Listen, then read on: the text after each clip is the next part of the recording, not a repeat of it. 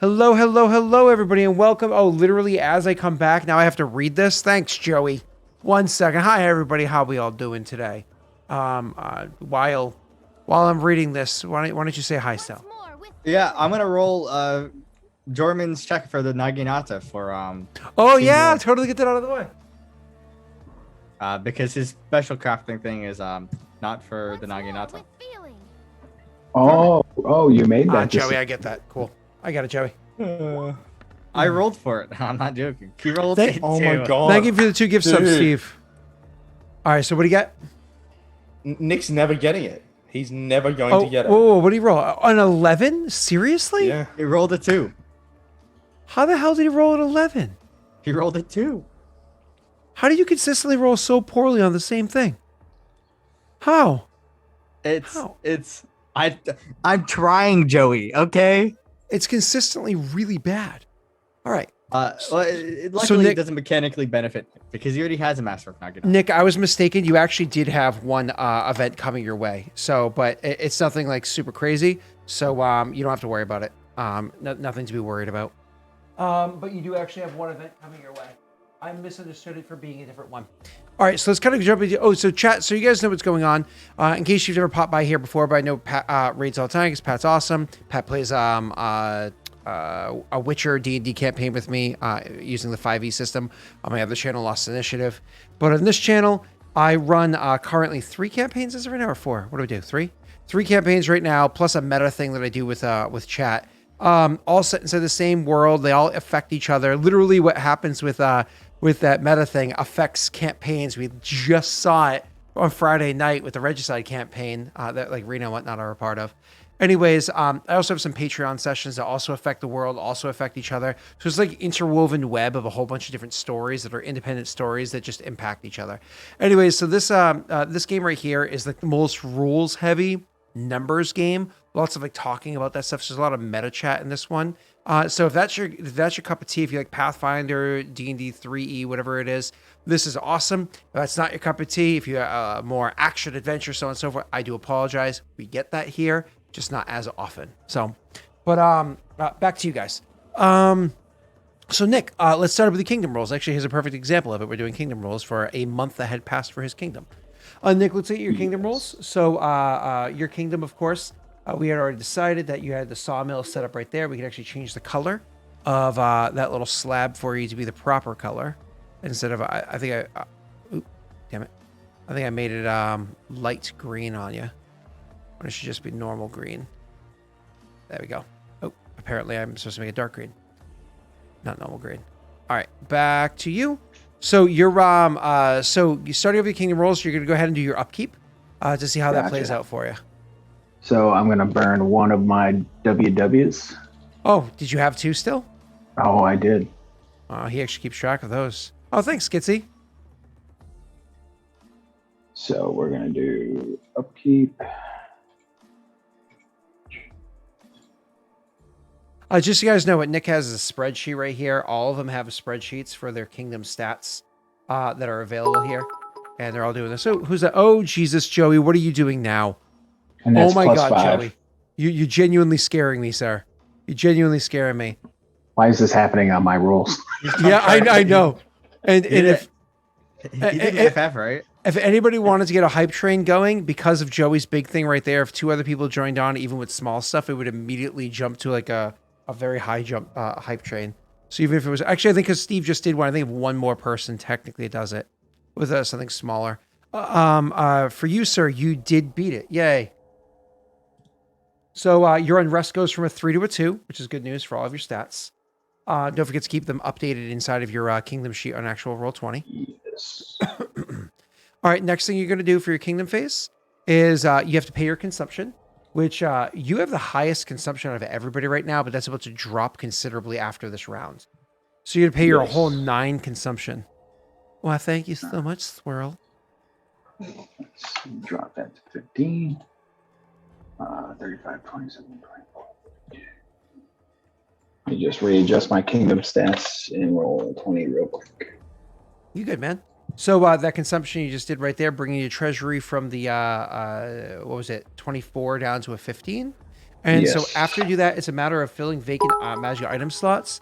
Oh, hey, Xylamos. Yep, there's the hype train. That was the 3. I don't know if you have any vacant magic item slots, do you? Herbalist, I do. I get the herbalist, right? what does the herbalist give you for 1? A potion, I think. Okay, cool. Yeah, look at that. It's already immediately at level 5. I knew because Joey did that one. I would immediately, and obviously Xylamos and Steve weren't small either. So with your potion, sir, you have to have somebody roll you a D100 in chat to trigger, to see if you trigger a potion. Sure thing. Joey, why don't you go ahead and do that? Once more with feeling. Oh, are you trying to ask Joey to stop typing for a second? Because you know he's furiously typing some way of. I feel like he's gonna trump card you, man. I'm getting this vibe. That's No. okay. He would trump card me. Once more Okay, with let's be real. feeling. Mhm. No, I'm sorry, Joey. Joey's only done nice things for me. I can't stop getting at him. Thank you, Joey. I appreciate everything you do. An 11. Oh no. A Round D100. nosing. D100, Joey, is 5 times greater than that. It's got a 1 with 2 0. Ah, there we go. So Nick, we definitely do get to make a potion. Let me roll up the rules real quick. Roll. No. What am I doing? All right, got to pull it up right now. Nick, have somebody roll a D100. It could be Joey again if you'd like. Shit. Oh, The no. the first name I saw was LB, so LB So, go. For LD, it. go ahead. I'm playing for who the next person is. I kind of want to give it to Luke Boy 69. Yeah, lewd boy. Heyo.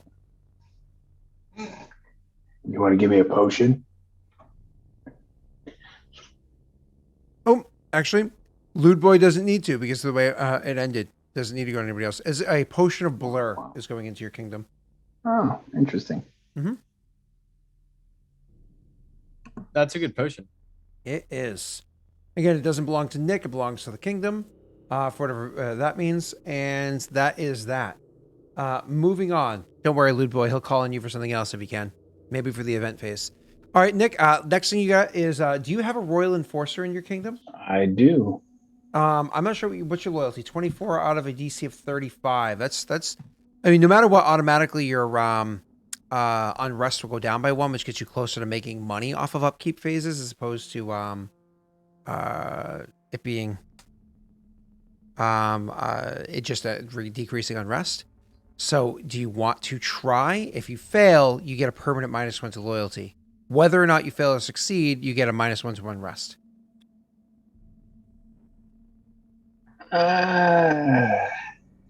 Fuck it, let's do it.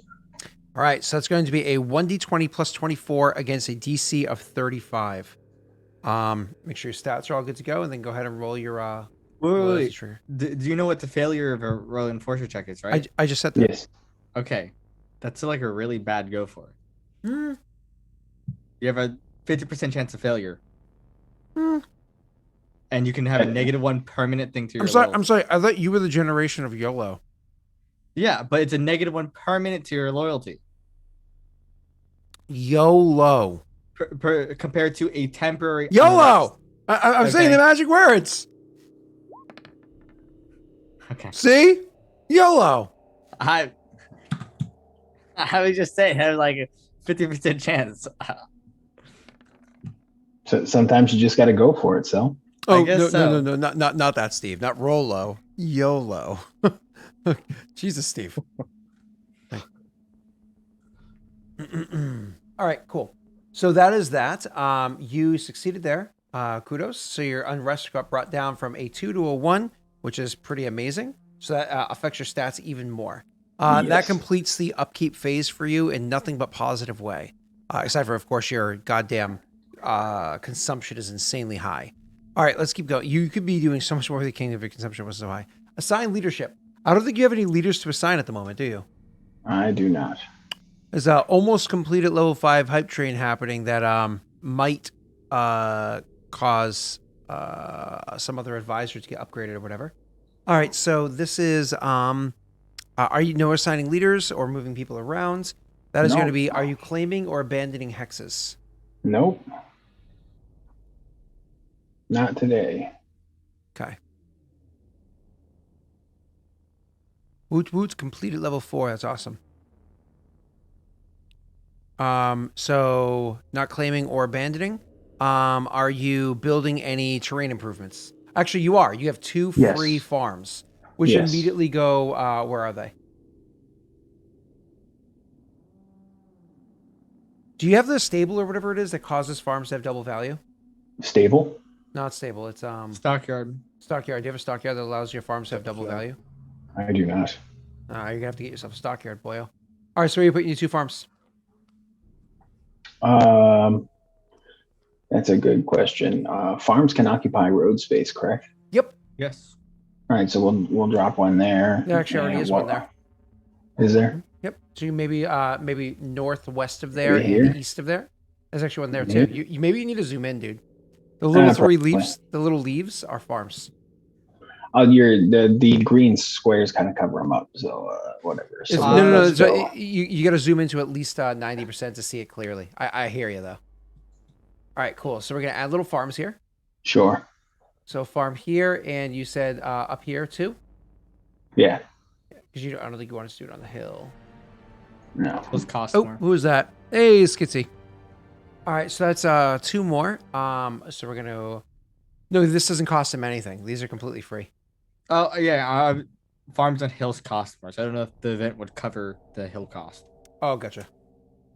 So it reduces your consumption by 4. That's saving you 4 BP moving forward, as well as being free. What are you actually doing with your terrain improvements? Are you building anything right now?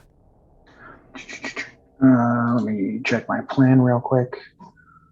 The only things I was building, I was starting a mansion in my capital and building a wall in Shinrotar. Mm.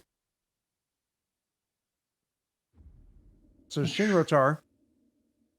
Oh, about building that wall. While I know it's important for things like defense, it's really good for eliminating your unrest by 2. And your unrest is actually, and you can only do it once per. Yeah, Your I know. unrest and is only a 1. We just dropped it, so I might hold off on that. Yeah. You want to build a mansion though? Yeah. Okay. So with the mansion being in your capital, where are you going to put that in relation to everything else? Right next to the dump, or? Oh boy. Well, I'm not.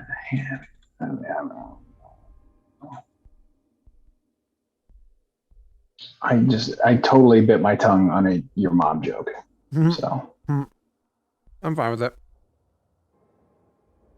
I know, but I'm actually supposed to have dinner with your mother soon, so I don't want to get hit. You think my mom watches my channels? Come on now. That's fair. She doesn't know what's going on, and she plays D&D. Oh, okay, Joey, you are legitimately scaring me. That's so scary.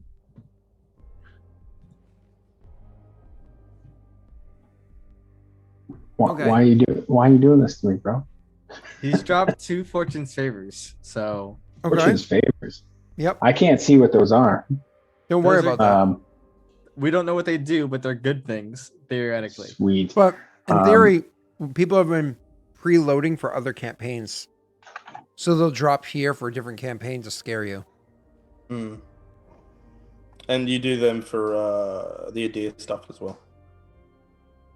All right, so I got my mansion in there. That's gonna get started. I gotta pay 5 for that. Jesus, Joey. All right, I'm sorry. The mansion, you're doing it over here? Gotcha. And the cost of a mansion, just to be clear on that one, is 10, and it's 5 and 5, I believe, right? Yep, I'm checking that right now for you in case you don't. You might have it up before me, but let's see. House Magic Mansion, 5 and 5. You are correct, sir. All right, well, I don't need to build that wall anymore, so I'm not 100% sure if there's anything else I want to do. I'm kind of low on the BP, though, so I think I might just wait and kind of be cheap again this turn so I can save up and hopefully next turn start doing some good stuff. Yeah, and so that increases to a mansion. Mention Which is you don't actually get yet. So even though you wrote mention here, we're gonna rate 5 BP 1 month. So we Yeah. go 5 BP 1 month. So we know how long you have until that actually kicks into your kingdom. And mansions actually provide some cool stuff as well as you actually having a luxurious place to show people to what it is that you do. Yes. My peer is completed, so I got to see what the bonus is for that. Okay. So Pure is completed. Let's go over to Shin Rotar. This is, it said 4 BP 2 months up. I think we just didn't update that last time. Yes. And you paid the 4 BP for that? Yes. Did you? I believe so. Let me double check. You were at 15 minus 5 is 10. So Oh no. So yeah. So minus 5 more would be at 5. Okay. And Shin Rotar. So Pier. Pier. +1. That increases. Oh, it increases the base value of your place. It increases the population of your kingdom, right? But it's the base value of that of your town by 1,000, which is really important, as well as your economy and stability both go up by 1, which is pretty awesome. That's pretty sweet. So, and then you're still a Thorpe there, because you haven't built anything else yet. If you really wanted to, I don't know, you probably can't spare the BP for this. If you really wanted to reduce your unrest to 0, you could build a house, but that costs 4 BP to build a house. But that's hurting. No, that's dipping too low. Yeah, I mean, I agree with you. That's pretty darn low. So yeah, I think we're good. We're good there. Okay. All right. Cool. Then after buildings.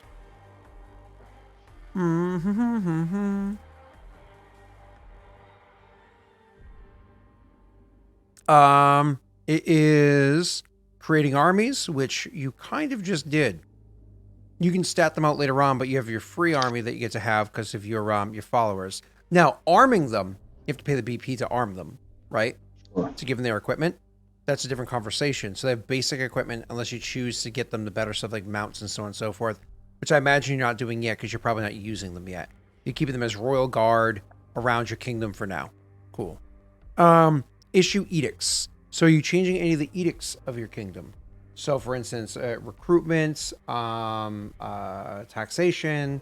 I don't know if you need to temporarily increase your taxes or something. Like if you went to heavy. Yeah, your loyalty will suffer if you did that. You can't really do that. Yeah, and I need to start beefing up my loyalty a little bit. Yeah. All right, cool. Next up. After that is going to be income phase. You're not withdrawing. You're not depositing anything as of right now, at least. So then it's just rolling for your BP, which for you is a 1d20 plus 29 overall divided by 3. So you can go ahead and throw that into the thing for you. All right. Is the tax collection macro working? It should be. I think it always was, wasn't it? All right.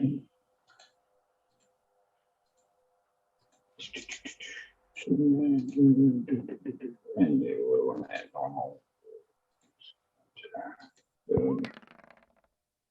Ew. Oh, wow. You rolled trash. But what's your actual total so we can see if it's worth looking? 5 plus, that's a 32. No, 33, which is perfectly divisible. So you have a 50-50 shot of getting 1 more BP.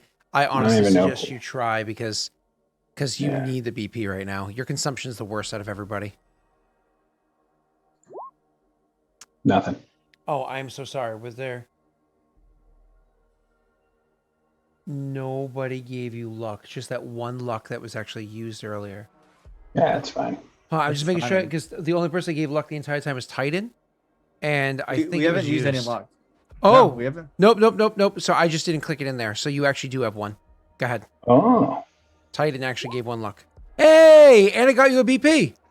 nice. Got you 1 more. So you actually have 12 BP. Cool. And you really got to keep working on reducing your consumption too. So. Yes.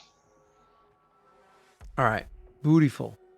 Joey, that last one that you just posted, is that the thing that you and I somewhat talked about before? I feel like we talked about that before. If we didn't talk about that at all, I need to check on something else because I know I semi-talked to a person about that. Kind of. Not that.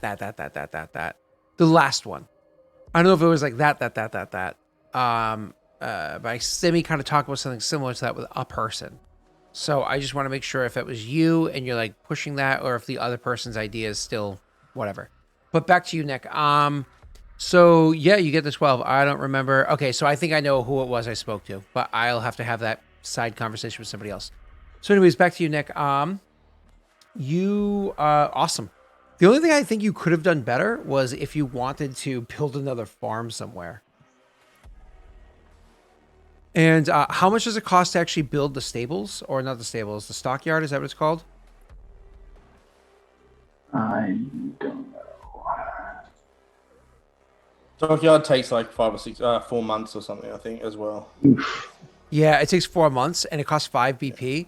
Nick, that would have put you at 0, so technically speaking, you could have started it. And you're allowed to build how many buildings right now? 2? Yeah. And you only built 1, which was your mansion. You technically could have started a stockyard.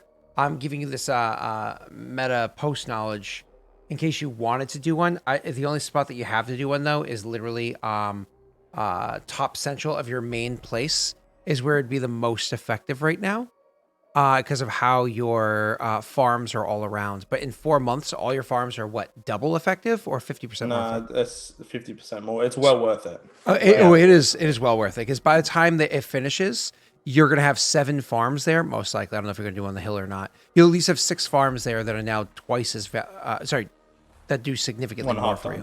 Yeah. All right. Yeah, let's do it. I mean, it's just because it takes so long. So you're going to want to put the stockyard up here, and it'll take you 3 more months to do. So, so I'm going to do stockyard 5 BP 3 months. And then I'm going to copy, paste. Okay. Because it takes up 4 slots, if I remember correctly. Yeah. Gotcha. And it kind of, unless you wanted to put it in the bottom part because it's closer to the stables, does that make more logical sense for you? Yeah, the sister on the gray. Yeah, that works. Okay. And again, it's hurting you money-wise. It's hurting you hard for 4 months, but in the long run, it is totally worth it. Lastly, is your hill up here? Is this now, did you need to prepare this hill or no? Yes, I did.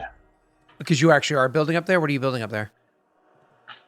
Well, actually, I was going to do a watchtower, so no, I don't need to prepare it. That's Yeah, right. actually, I don't think you need to. So, it's already ready. Did you start preparing 2 locations at the same time last month? Yeah. I think you I did. did. Yeah. How much does it cost? Yeah, you're just going along with it at this point. How much does I it don't cost to know. prepare a hill? It's 4, I think. I'm pretty sure. 2. Nick, take back 2 Yeah. BP. Sweet. Cool. It's probably All right. 4 to build a mine. Yeah. All right, now we're done. We're done. We're done playing with you. Yeah, maybe Joey. Go ahead. Sorry, no, I'm just thinking about my next month. I might be building a cathedral soon, since I get Ooh. half off to upgrade my temple. Oh yeah, you already have a temple. Forgot about that. Yeah, temple's 28 BP or 20 something Dude, out of the 50. Having the I can't remember what it's called, but you put it on top of a cathedral where it gives like a certain radius around your oh my God, Fortress so of Faith. Yeah, I'm that is so cool. I'm building that in my eventual capital. I don't think you can city get a volcano. cathedral yet. Don't you have to be a city before you can get a cathedral? Are we Yeah, it following does say those? that. Because we haven't been following those rules ever. We didn't follow those rules for the foundations of your places, and then we switched to following them afterwards. Okay, then I can't yet. I need to get 32 buildings. Yep. We kind of let you have fun with your creation of your actual place, and then follow it Well, afterwards. you needed to be a city to have an orphanage, which I have. Yeah, I think it was part of the original creation of your place, No, though. So, orphanage was new. Then that was just a mistake. So Okay. either way. All right, back to the game. Nick, so cool. You crushed it there. You did your money, you did everything. Now let's actually get to your event. Because you have an event and then you have to roll to see if you get another event, which is a 25% chance, so it's less than likely. All right, so the actual prepared event for you is oh wait. I'll just have to kind of like read between 2 there. Something else just kind of All right, let me get back to it. It is right here. All right, ready? Maybe. This is, I'm trying to see which of your advisors I'm supposed to bring forward. I think it is your, yeah, I think it's Daelric is the one that would have the most know-how of this situation. I just want to see something real quick. Yep, it is. Okay. So Daelric is the one that brings this to your attention. That is your female lizard folk person. So again, this is actually approaching you with a couple of council members. Kind of like they discussed this in is something that kind of like came up, and it was during a council meeting, which I imagine your clan has regular meetings. Like not necessarily every day. Like you might meet with, say, your general every day. Karzog is somebody you definitely want to spend a lot of time with because you're a very militant group, more so than the others. But everybody else, I don't see so much. So Daelric steps forward, LD, and says, what the hell's your name? Your name is Narin. Narin, thank you. Warlords Narins. I was looking at samples we've gotten from Eldamars. Because you recently got the herbalist, correct? Correct. Yeah. Look at that samples we got from Eldamars. These herbalist brought some things to attention. It seems as though we have different herbs gathered from there, and they don't act the ways they're supposed to. It's this strange thing, and it's not just one's herbs. It's multiple different types that aren't working the way that they're supposed to. It's been a bit of a problem. As far as we've been able to understand, it seems like there's a type of plant that exists there, or maybe a whole family of plants that exists there that seem to be able to mimic the way other plants look or grow. Their colors, the way they grow, the way they lean, even their smell and taste, but don't have the same properties to them. We've started calling them empester weed as we were investigating this. The problem is we don't know exactly what these are, and sometimes they seem like they might be a bit poisonous. You see, the way that I think that we should handle this is by making people test the possibly poisonous herbs. While making people test possibly poisonous herbs might sound bad, it actually seems like it's relatively rare overall in the grand scheme of the number of herbs that we get. What I was thinking is the herbalists that we have, having them create the things that they were looking to in just grander batches than they were before. So just bigger amounts at once rather than the small distillings at once. Well, at least this would dilute any potential risk that comes along with this. Not only would the dilution reduce the likelihood of somebody getting affected, it is possible that over time, our people would grow a degree of resistance to whatever the negative effect is, which could be even more beneficial in the long run. This is how I would approach the matter, though not necessarily everybody agrees with me on this one. Daelric says, turning their attention, kind of like narrowing their eyes specifically at the Royal Enforcer. It's like, your Royal Enforcer is... Just trying to remember. Conscript or Hoko? Yeah, Hoko. Hoko actually straight up Hoko, says... Yep. Hoko straight up says, did I hear test subjects? Listen. They don't call me Long Spear for nothing, okay? You either do what you're told, you get the poke. And in this case, that's your help out. You did the crime, you pay the time. I say we rally up a couple of prisoners, maybe some POWs, a couple of no goods that might be sitting around. We give them the doses, we find out what's wrong with them, and then we can at least find out in the long run. I mean, are they going to tell us honestly what's happening to them? I don't know. But at least if we give them big enough dose, we can take some notes, figure out what we figure out, and we can at least find out if it's affecting them the right way or not. I'm not sure if how you feel about this, but the herbalists can figure it out with what they see.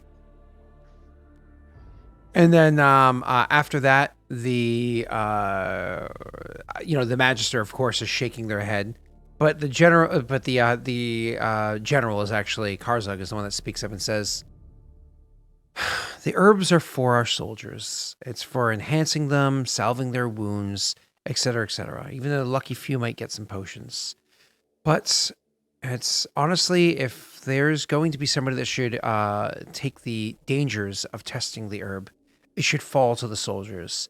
I don't say that we go and surprise them with it. I say we make the offer to a handful of volunteers, maybe in exchange for additional leave time, as well as maybe additional pay to make up for it.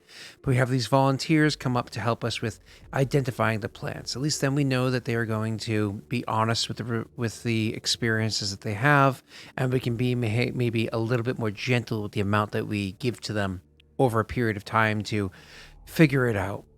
Either way,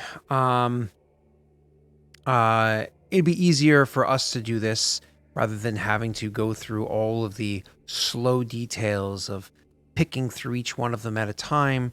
The soldiers, they're hardy enough folk, they can handle it." Once again, the Magister is shaking their head. As your high priest, so I think is actually Hafue. Their name is Eric. Eric actually chimes up and says, a decent druid would have been able to tell without fail what the plant is, isn't, and all those details. Of course, we haven't a druid amongst our lot. So instead, we have to rely on our rangers and others to find out what is these herbs are and what is more detailed. Or perhaps even turning to the rangers and adepts that might live in the woods themselves? I mean, they're not going to want to give up answers so easily, so it might take time talking to the right people who then talk to the right people and so on, but at least we can get the information from those that know it. It'll take time, and we have to be clear in the meanwhile, but we have to be careful in the meanwhile, but at least we'll know exactly what they are and maybe even how to grow it or a way to stunt its growth and whatnot in the future. Finally, having had enough of all of their kind of like tomfoolery, your Magister, who is Ryan, says, "I very much doubt this is a new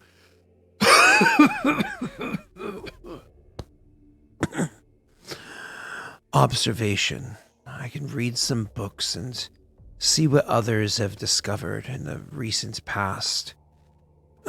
A solution, a test, or at least a description might be fully available after just a little bit of research. I don't know why everybody seems to think every generation must relearn everything over and over, when finding the right book will give us volumes of knowledge already discovered in the past."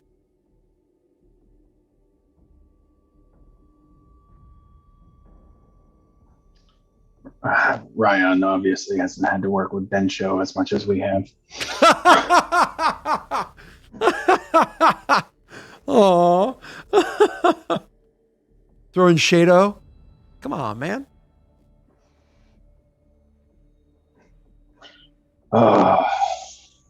Okay. I'm sorry, how should I sell out? Yeah. First off, Cringe. Mr. Hoof, if you want to complain about us not having a druid, I suggest you acquire one. If you can't acquire one, stop bitching. Eric, little. Yeah. Maybe we should add cruelty onto your followers amount. Oh, sorry. Not to belittle him, but Oh, come on. I had to throw it. Come on. Is Josh in here too? That's for you too. Oh, Jesus. Why does anyone work with you? Josh is so small. And Nick and I hung out with Josh and we're like, oh, little, they're going to be so little. Oh, boy. Yeah. So I think this is going to be a two-pronged approach.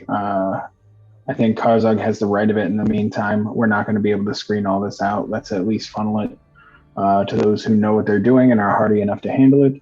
In the meantime, we need to learn more about it. So let's try to make contact with the Rangers and Adepts and see if we can discover any other properties or knowledge about this. This could be a boon. We may find a new weapon or treatment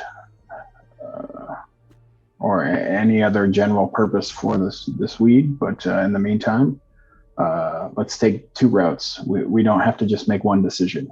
Oh, speaking, Eric Hoof, I think was created by was he created by Norway originally? Am I mistaken on that one? No, he was a pipe. Oh, he was a hype train character. Never mind, I am mistaken. I thought He Hans just named him. Hans Street was Norway. I think he just named him. I was like, why doesn't he have any focuses or flaws? But that's why, because he was hype train. All right. That being said, so you want more or less you want the high priest to take care of it. You want it to be done by Eric Hoof. Sure. Yeah. Okay. Yeah, I understand what you're saying. You're saying in the short term, we're going to have volunteer soldiers, so on and so forth, and that's fine. But more or less, the approach that you're actually going with is the Eric one, while you're just not wasting time in the meanwhile or whatever, right? Cool. So that for Eric Hoof to do it is actually a challenging check. He has a +5 on this challenging check. So that's 50-50, right? If you don't include any luck or anything like that. Do you have any more Winifred's wisdom? I got one more WW. And then, of course, you could potentially use luck dice. If you guys got any luck dice, you could potentially use some. Yeah, I'll use my winnings. So a +5 gives you a +10 on a DC 16. So I want to get this zero chat look out of the window. It's been taunting us for so long. I love it. So it's 1d20 plus 10.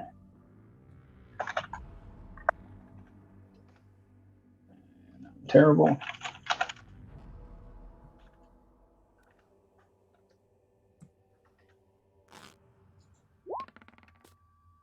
Hey, join the club, Nick. Wow. Wow. That's pretty awesome. That's And, wow. For those of you who aren't normally here, this never happens. So And again, 90-20 doesn't matter because it's we already thanks, have Sal. Thanks for ruining that. You got a crit success. What are you complaining about? Yep. Could have been like a super crit success. Well, I didn't get a super crit, and I'm not complaining. So No, you know? you would have got a super fail. No. Well, but I Yeah. also would have got a super success. Sure. I rolled it. Sure. I rolled a nat 20. Yep. I rolled a 28. Anybody ever see like the old school Hobbit animated movies? You No, know, I'm you're like too you're like the slaver orc. You know, where there's a whip. There's a There's a way way. Yeah, where there's that's a you. whip. What video game did I play that had that as a song in the background? Like I played a video game on stream a couple of years ago, and it was like, and that was a song. Oh, and the game kept glitching out. Oh god, it was such a good video game. It just kept glitching out, which is why I had to stop streaming it.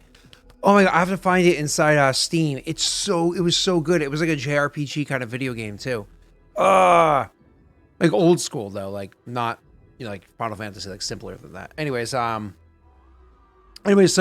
Nick, with your critical success, that was supposed to be something that took a significant amount of time to get an answer on. Instead, they're actually going to be able to get the answer for you literally for next month. They'll have a response for it. Nice. And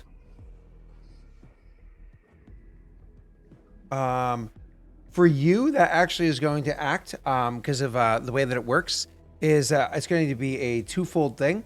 One, you're actually going to get, because again, critical success. This was, I even tell you what kind of roll this was. I am a dummy. This was meant to be a loyalty.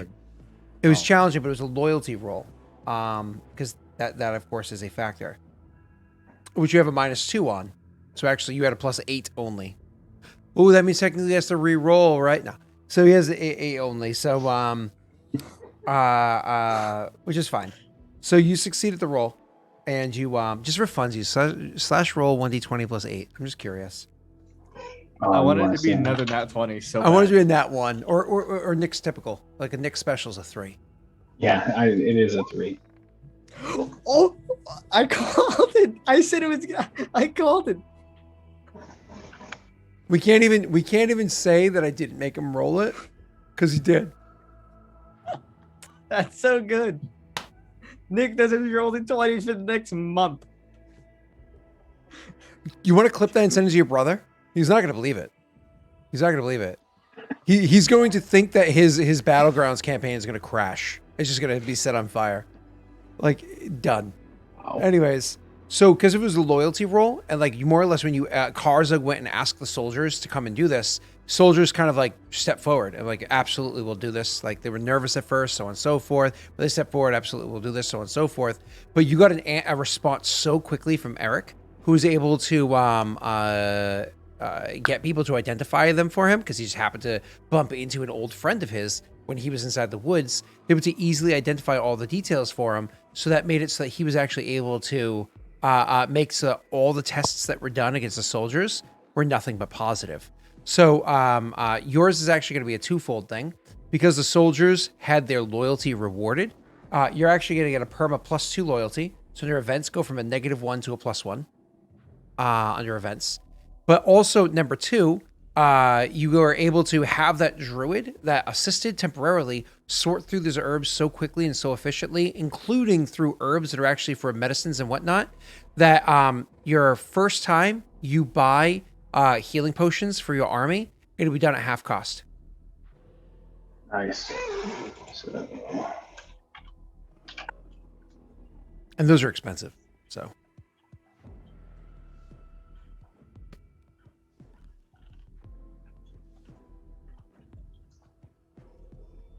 Oh.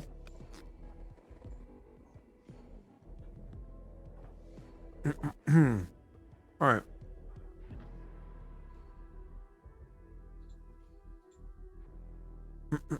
No.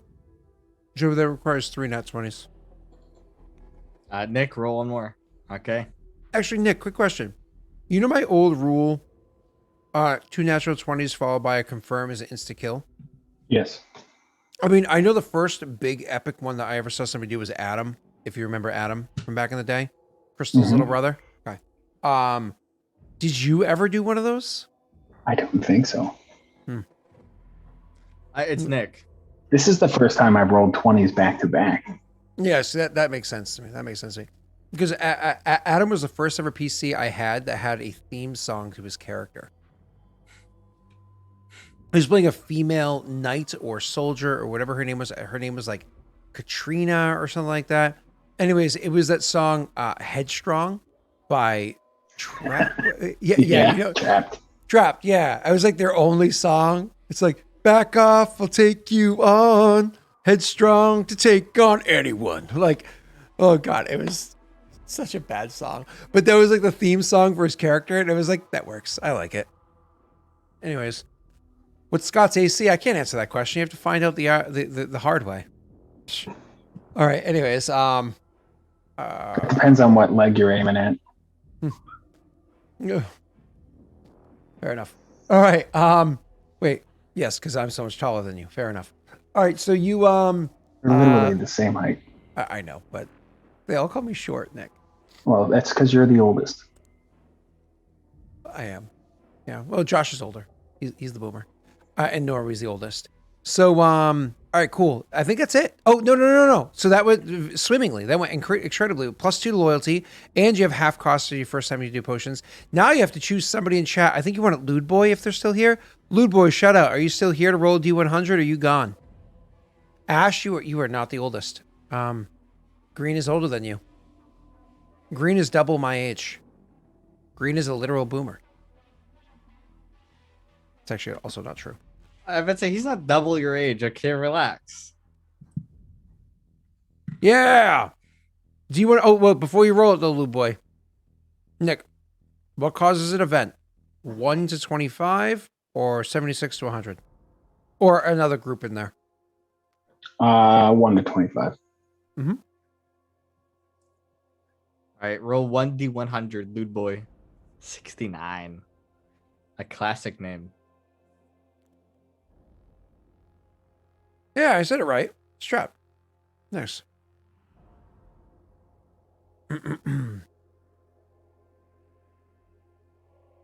They accidentally roll 1d1000 and still hit the 125. It's possible.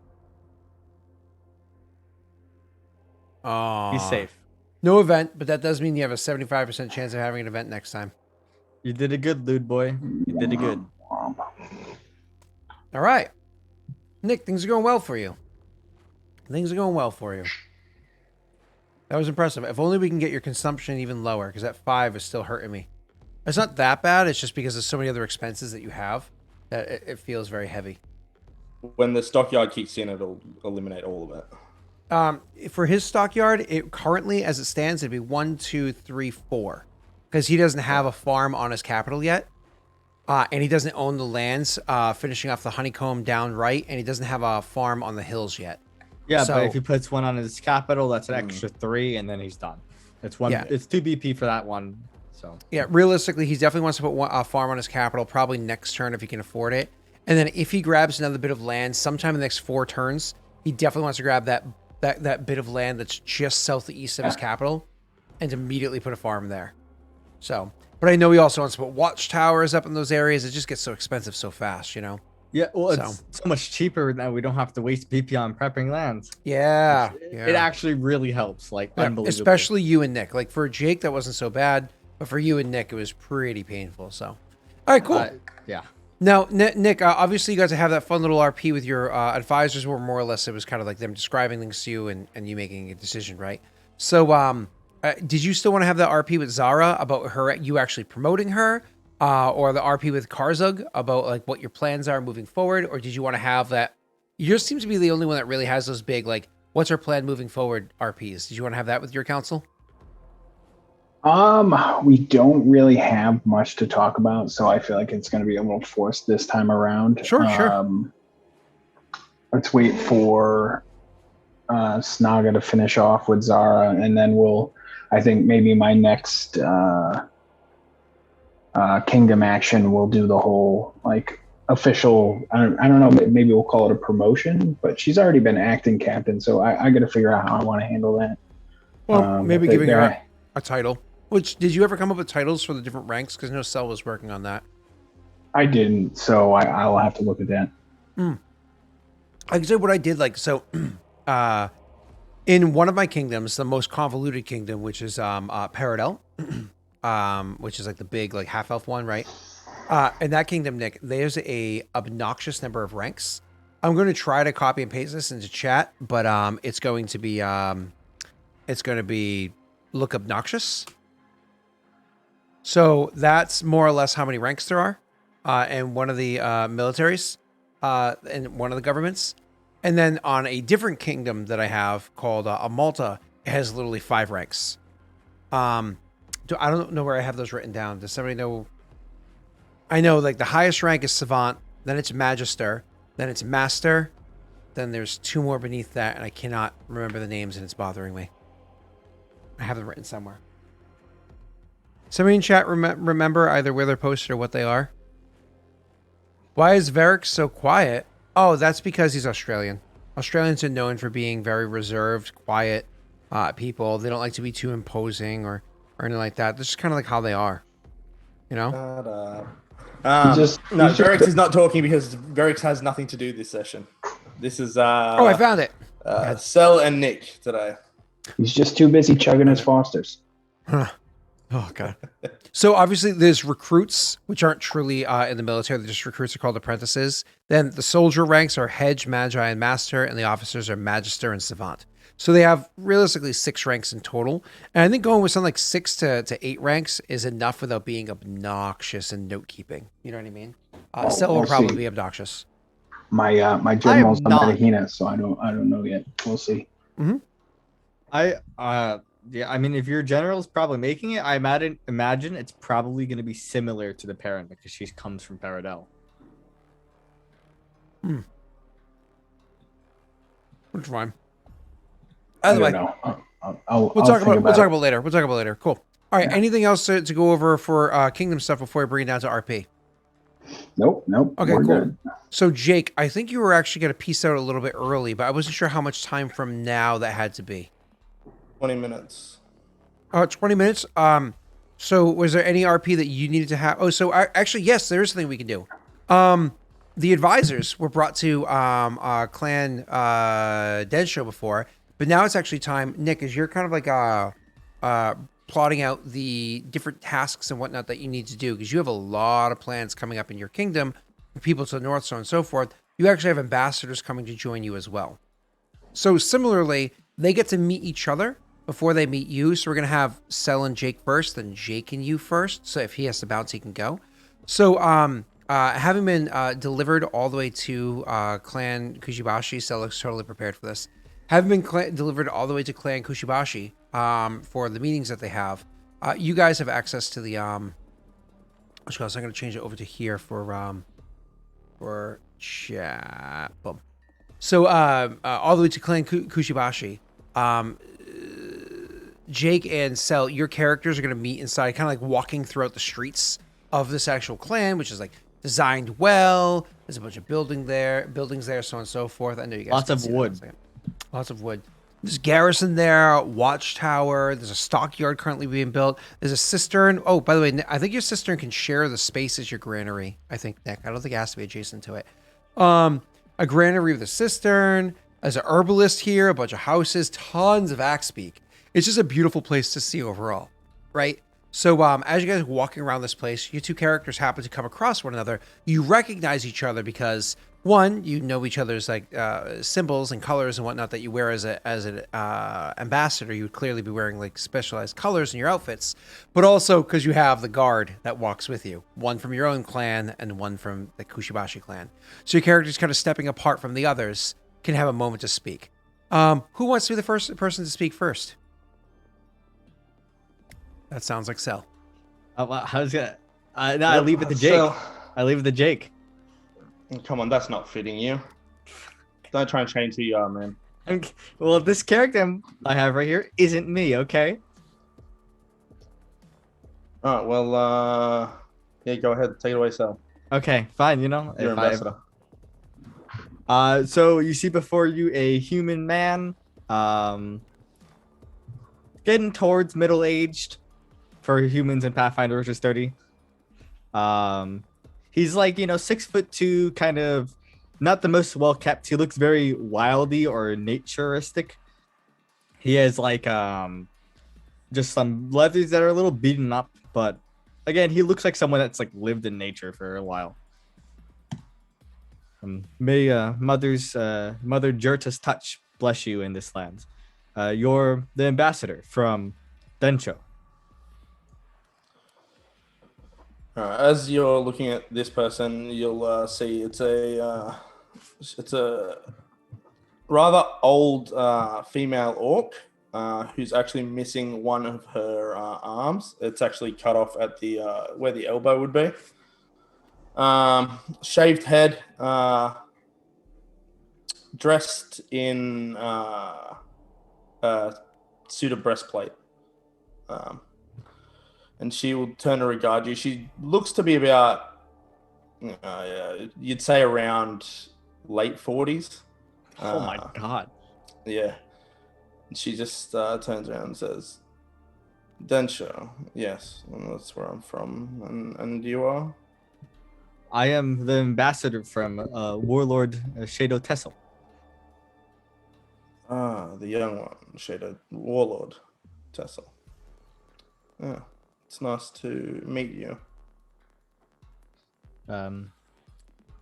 Warlord Kujibashi's land is beautiful. The lands where I come from are craggy hills and mountains. This is teeming with life. Yes, it's a little off-putting. It's different than I'm used to.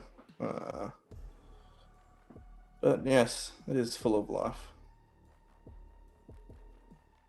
My name is Tora. I am Tora? daughter of Verix. How does your father fare? Warlord Densho Verix. Young as ever. He is He's well. He's well. I am Shoka. Shoka. No relation to the warlord. I see. Well, have you had your meeting with Kushibashi? Warlord? Not yet. Not They really? are a busy people. I believe we'll have time Quite. later. Mm. I've taken time to try to tune my senses to the forest nearby and this wonderful grasslands. Wonderful. Yes, you can frolic in the wilderness all you want. I'm rather tired. You look such. I am. I am. Not long for this world, I fear.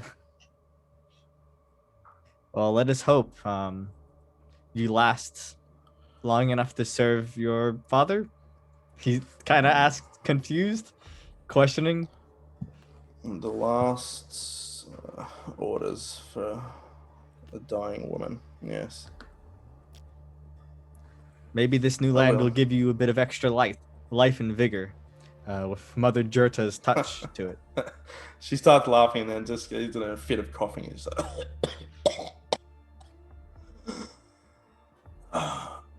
yes, maybe I'll join you in your frolic then, shall I? See if any of my youth is returned to me.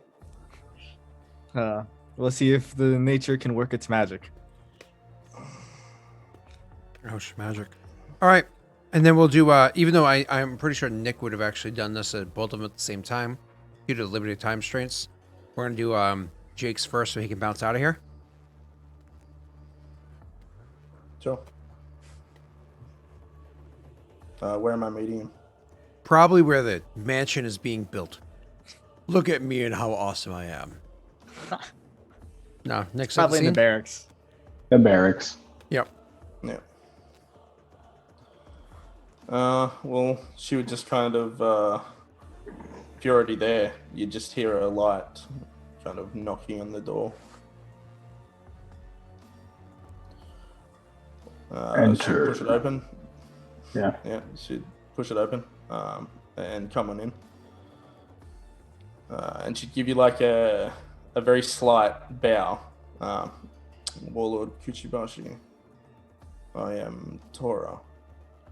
I've been sent by my father Varix to represent our interests and advise you on anything that you need. I see. I might be old, but I've been through many a battle, and I know the battle may soon be coming to the north. Clan Kuchibachi is always in battle. As it should be. Yes. Unfortunately, I feel like our battles are going to be more with those within Kijinxi than they are from Eldamar or the Barren Lands. Yes, it's been that way for some time. They're a different lot. Those from Kijinxi lost their way a little. And what insights can you provide to me with slaying of our own kin? Well, slaying of our own kin is in our nature. We've done it for thousands of years. That shouldn't change anytime soon. However, these people do things differently. I happen to remember, as do you quite vividly, that there was an attempt on yours and the other two life with, and she looks like down in disgust, poison of all things. They are not man enough to do things in the open. They tend to operate in the shadows. They won't challenge you outright. They will try and undermine you until you are weak enough to strike. That is a good tactic in itself, but not for me.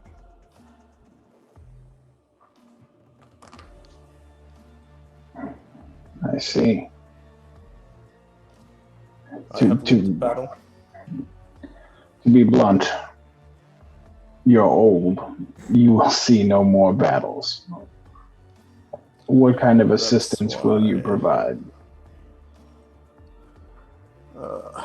The assistance of the one that's seen many battles. I've spent close to 30 years near a constant state of war. Things that I've seen may help you. It's always good to have many.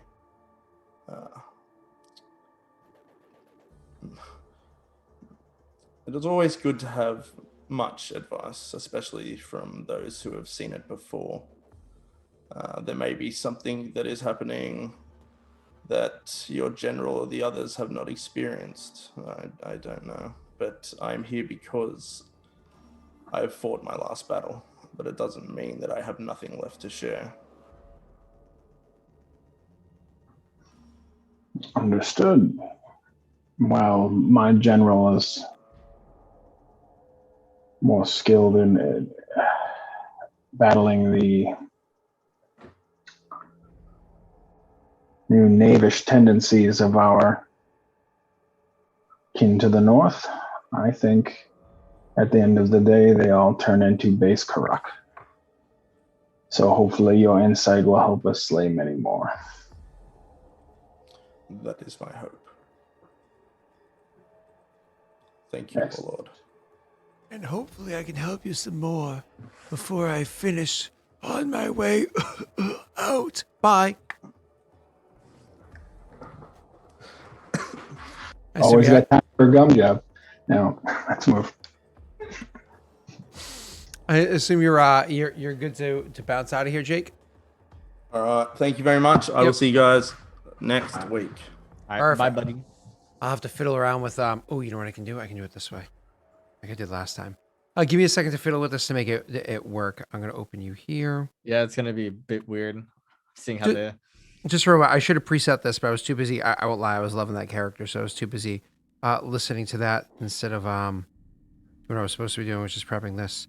Copy link. I'm in my spot, I think. Just gotta open a under incognito mode. It's kind of funny. It's like, you know, that actor that's always typecasted, and then all of a sudden you find out he has range. No, not two of this. No, bad, no audio. Yeah, Viking Magoo's right. Actually, I think Eroth this is might flat. work.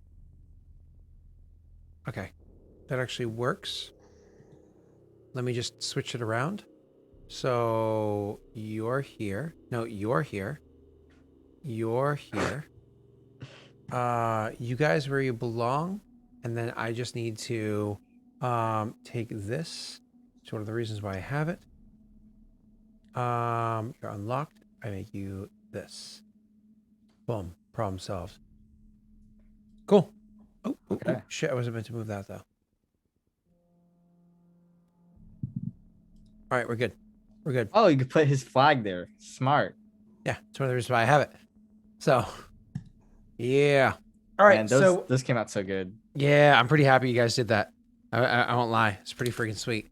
All right. So why don't you guys go ahead and Nick, after you had that conversation with her, have your conversation with the next one, and you can go ahead and describe once again the scene that they are coming into.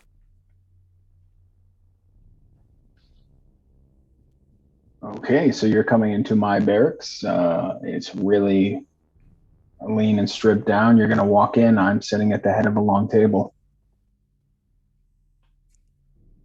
Warlord. Is there a door? Do I have to knock on, or is it like just open?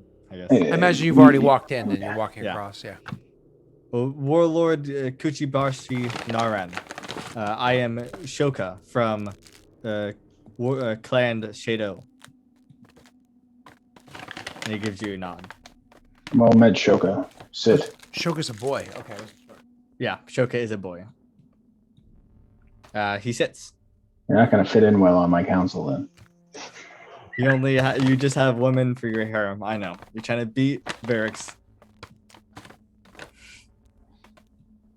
That's all he right. sits- Clan Shadow's soft enough. You'll fit in. But you get a bunch of hard women. True. Like, I'm sorry, but Clay Shadow's too soft to fit in. Anyway. Like 'em. Rough and ready. Let's go. I got some hard people in Clan Shadow, okay? Yeah, they're all slaves though. Oh my god. Fuck. What? I hate everyone. Oh my god. Oh god. Cell just every time he like pokes his head out like I'm a good person, there's just like a flamethrower outside. Tesla saves like thousands of lives. He protects people. He sacrifices himself above anyone else. You're a slaver. Okay. But what do you actually say to him? Poor Because Sal. obviously, And you don't living say down that. south, you're super sensitive to this too, because with you Well, living down south, you're like, yeah, I know. Luckily, my history isn't any of this. That is, you know what? That is so true. Your history is so removed. You have complete. You'd be like, I wasn't a part of that. Like my parents came from New York, and then their parents came from Italy or Poland.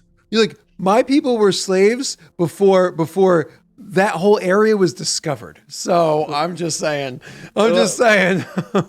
Like, I am removed from the cultural guilt of the South. Okay, That's funny.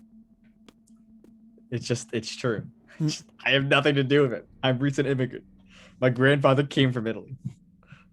Yeah, I don't know about my mom's. I'm clean on my dad's side. I don't know about my mom's side. No clue. On my dad's side, I'm safe. Anyway, what do you say to? Yeah, my family is very English. We probably did terrible things. There's like my mom's side, I have no clue. My dad's side, I know I'm safe. Grandma didn't speak English. She thought it was dirty. So I could assume I'm pretty good considering one half is Jewish and the other half is poor Southern Italians. So, like, I don't know what to say. It's just yeah, you're good, unlucky man. all around. Yeah, you're good. All right. So, anyways, to the actual thing, you walk in and across the room. Yeah. The whole have a seat and you sit down. Yeah. I'm He's blah blah wait- blah from Clan Jado. Go ahead. He waits for you to speak. You've called him. Well, you arrived. So I okay. God. No, mostly. So I see you finally brought my Naginata.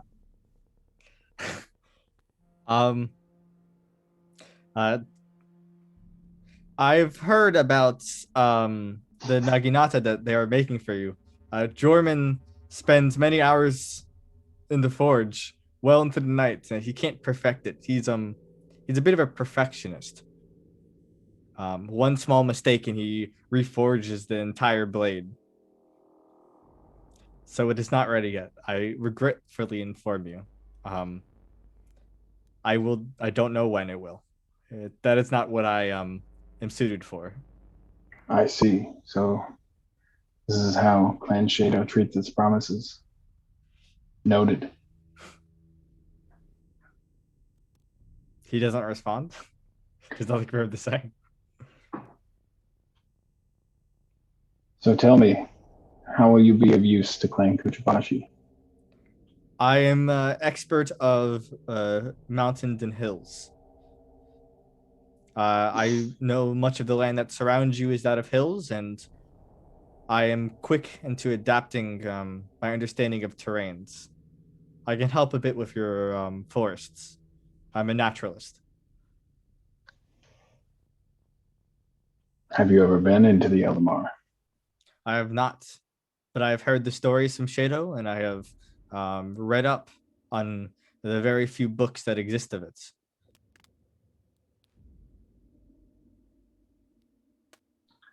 Forget everything you've heard and seen, because it changes every time you go in. He nods. Then I must be a quick learner. As far as knowledge of hills, I have some hills to the east and some very ruckusy neighbors. I have a feeling we will all have to deal with them shortly. I'm try to... The clan that roams to the north of Densho. I've heard the bits of information from our council meetings in Clan Shado. Yes, I feel like Clan is being very generous. But for now, while you're here in Kuchabashi territory, I would like you to focus your efforts and your attentions to the east. He nods. I also have a affinity to animals. Well then, there's plenty around here. I've gotten close to some of the axe beaks. They are magnificent creatures. They are indeed. They're fearsome mounts, swift, aggressive, and a horse, while it may kick, it won't rip off your face when it pulls you down to the ground. Very effective. Certainly, yes. I'm trying to Double think. days. I also carry knowledge of Mother Jurta and her blessings on the world.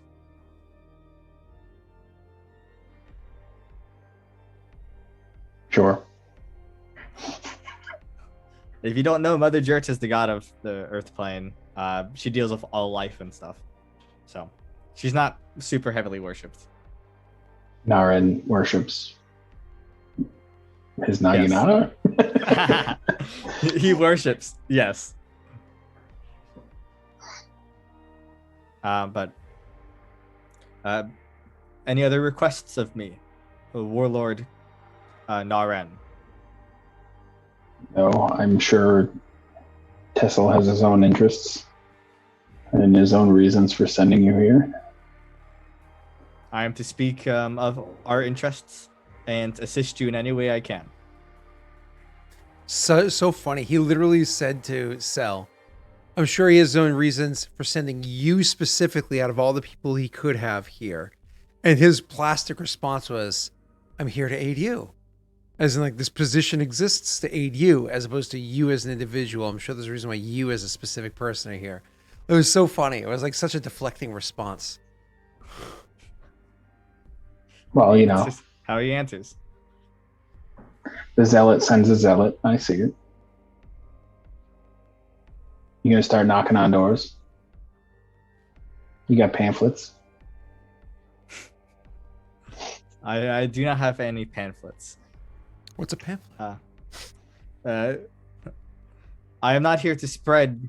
If you worry about my faith, I am not here to spread it. I wouldn't be worried about it. As you shouldn't. Well then. Well met and good day. Well met, Warlord Naren. May our clans have a prosperous future. Mine certainly will. He stands up. He gives you a nod, and then he takes his leave. Bootyful. Absolutely bootyful. Now, I know one of the other big things that we needed to have go on was actually Jake handling the giant on the hills. I should actually grab a fun little image to put there, the giant on the hills. Did you guys ever choose? I think you did. They gave you guys Forever Go emotes for your. I said emotes. I meant images for your characters, right? Yeah, we have tokens. Okay, tokens. That's what I was looking for. Thank you. I thought so. I thought I'd done it a long time ago. So let me put this giant token here. I believe it was actually chilling on this hill over here. You guys can see that even if chat can't. What I did, But I wanted to make sure the giant token was there for where it is that they're rampaging. All right, and they're going to start being able to attack his lands and break them down and whatnot. Now, technically speaking, I can do the attack against this thing now, but I honestly think starting next session with me attacking his land would be better than me doing it while he's not even here. To I think that'd be kind of douche. So I'm not going to do that to him. So next week we're literally going to start with me attacking his lands and seeing if I end up taking some land from him, because I'm the mean person. And the meanwhile, was it 2 giants? I think there were, right? I think it was 2 or 4. I don't remember which. I rolled a d4, but I think it was, or somebody rolled a d4. I think it was then it 2. was 2. Yeah. Yeah. So anyways, the anything else you guys want to go over? Specifically that you have like you are asking me to go over without me kind of like doing my own story stuffs? Um, We'll do Did those we- different we'll do those when everybody's here, Joey. We'll do that Yeah. next session. So it's kind of like one each session to kind of introduce them. And then as they're having their own meetings, they'll be able to incorporate their characters' opinions moving forward for meetings. So like for instance, when I was doing the 2 different kingdom roles earlier, after the third one's introduced, well, after we did the kingdom roles earlier, let's say I was doing Nick's kingdom roles, Cell and Jake can actually chime in on what they think is the best option, even though they don't provide a role. It's just kind of like give Nick their opinion in game of what he should do, just like Nick will be able to do for them when it's their turns. yeah, when like on the events that we have. Yes. Yeah. Yeah, exactly. When you have your triggered events, and I know that people are already starting to write more. Anno already wrote his. I just have to give them a spreadsheet to put it onto because I hate the fact that I kind of like lost them before. And so it allows you to keep track of them a little bit better. So either way, so back to the thing. Anything else you guys specifically asking for, or am I going to get into a story bit? I think I'm good. I've only thing is I want to maybe set up a way to communicate better with the salamanders. If we're gonna have a relationship, but I don't think there's anything we need to do for that as of now. I actually specifically said what is going to come out of the salamander bit, but there were like 3 fortune's favors or whatever it was to make that so it worked out. But so far, nothing has come from it aside from, hey, look at that, you have salamanders inside of a cave, so it's mine. Yeah. Now you're actually currently trying to turn that into a place where you can grow, but you actually can have usually I don't think you can have a mine in the same hex that you have a town. I think you're right. But because this is literally a mountain range, you're going to be building one into a mountain. The thing we could, because under these mountains there would be a cavern hex.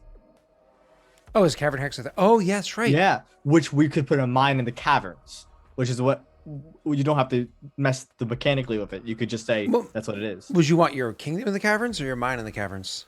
The mine in the caverns, because the city's gonna be built on top of the mountain with the lava running through and whatnot. Gotcha.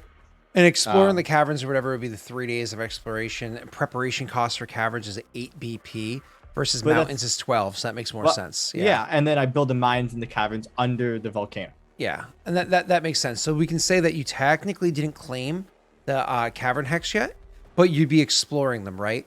So why don't we actually, for exploring that, because your marshal's not doing anything, right? Could we theoretically have explored it when me and him went down there? Yeah, there's enough fortune's favors thrown in there to have me not argue with you on that one. And because we're working with the salamanders, right? They give us information or whatnot, right? Mm-hmm. Yep. All right, so cool. So the way that it works, so you know that go ahead. So that means I get my control DC goes up and a bunch of other stuff too. So I'm loading that now. Wait, so you would have claimed it then?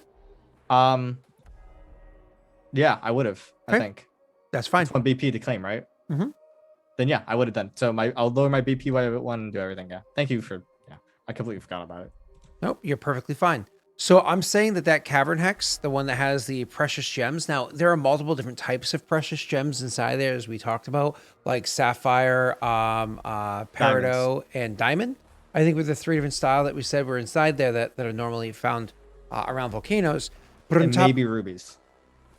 Well, sapphire and ruby are more or less the same thing. Yeah, they're both. Yeah, true. Same with emeralds, I think, right? No, emeralds are very different. It's just if it's anywhere between dark pink. No, if it's anywhere between orange to deep red, with a slight pink to it, it'd be a ruby. If it's anywhere between like blues, whites, greens, hot pinks, something like that, it's a sapphire. They're almost exactly the same stone. It's just the inclusion. It's just the imperfections and whatnot that make them different.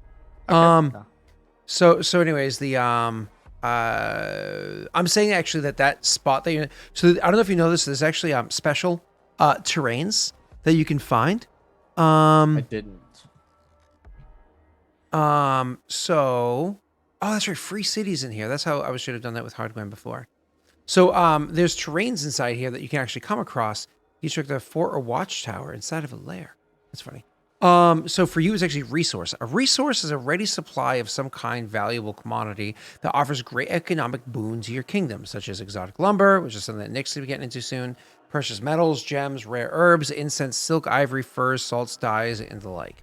If you claim a hex with a resource, economy increases by 1. If you construct a mine, blah, blah, blah, and a resource, all of the benefits increase by 1. If you construct a farm, blah, blah, blah, blah, blah, blah. Okay? So this is actually going to be a resource hex for you, which means that economy immediately increases by 1 just for claiming it instantly. And then when you finish constructing a mine there, which costs 6 BP, so you can do that 2 different ways over the course of 1 month for 6 BP or 2 months for 3 BP. The benefits of that go up by 1 each. So economy goes up by 2 more, and the earn of BP goes up by 2 as well, which is pretty amazing. And it makes it you make me want to adjust the spreadsheets to incorporate not consumption effect, but Yeah, BP I can effect. edit the spreadsheet for that. Yeah, and I think Nick should be the same way because I think Nick doesn't do sawmill Lumber is yard, BP. Yeah.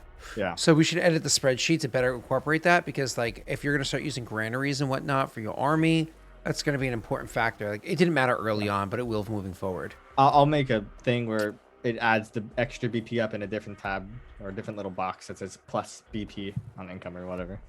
Cool. Awesome. So you would have grabbed that cavern hex, which means that yours is actually 1 bigger. And if I remember correctly, sorry guys, I know that looks ugly. Actually, I could just click this button, can't I? Even though things might look weird there. Yeah, that's fine.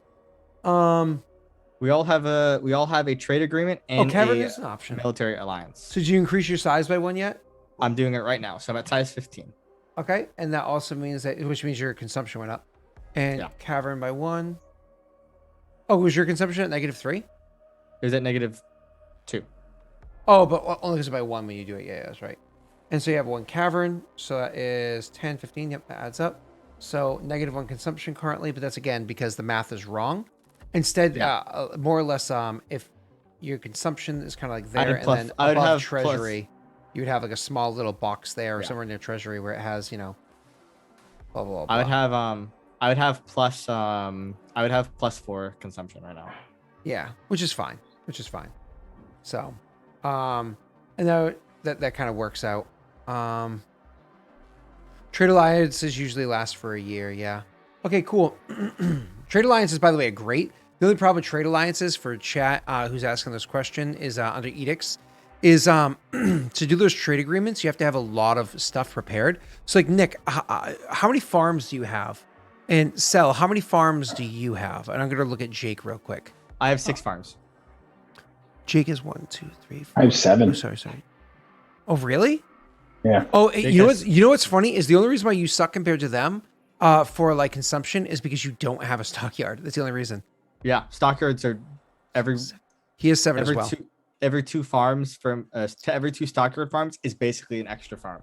So Jake has 7 as well. So Nick, going back to something that somebody mentioned in chat, for you to do a trade agreement, there's 4 different types of trade agreements: food, goods, luxuries, and raw materials. For it to even be a food one, which is the cheapest and easiest one to get, your economy goes up by 1 for every 10 farms and fisheries in total that you have.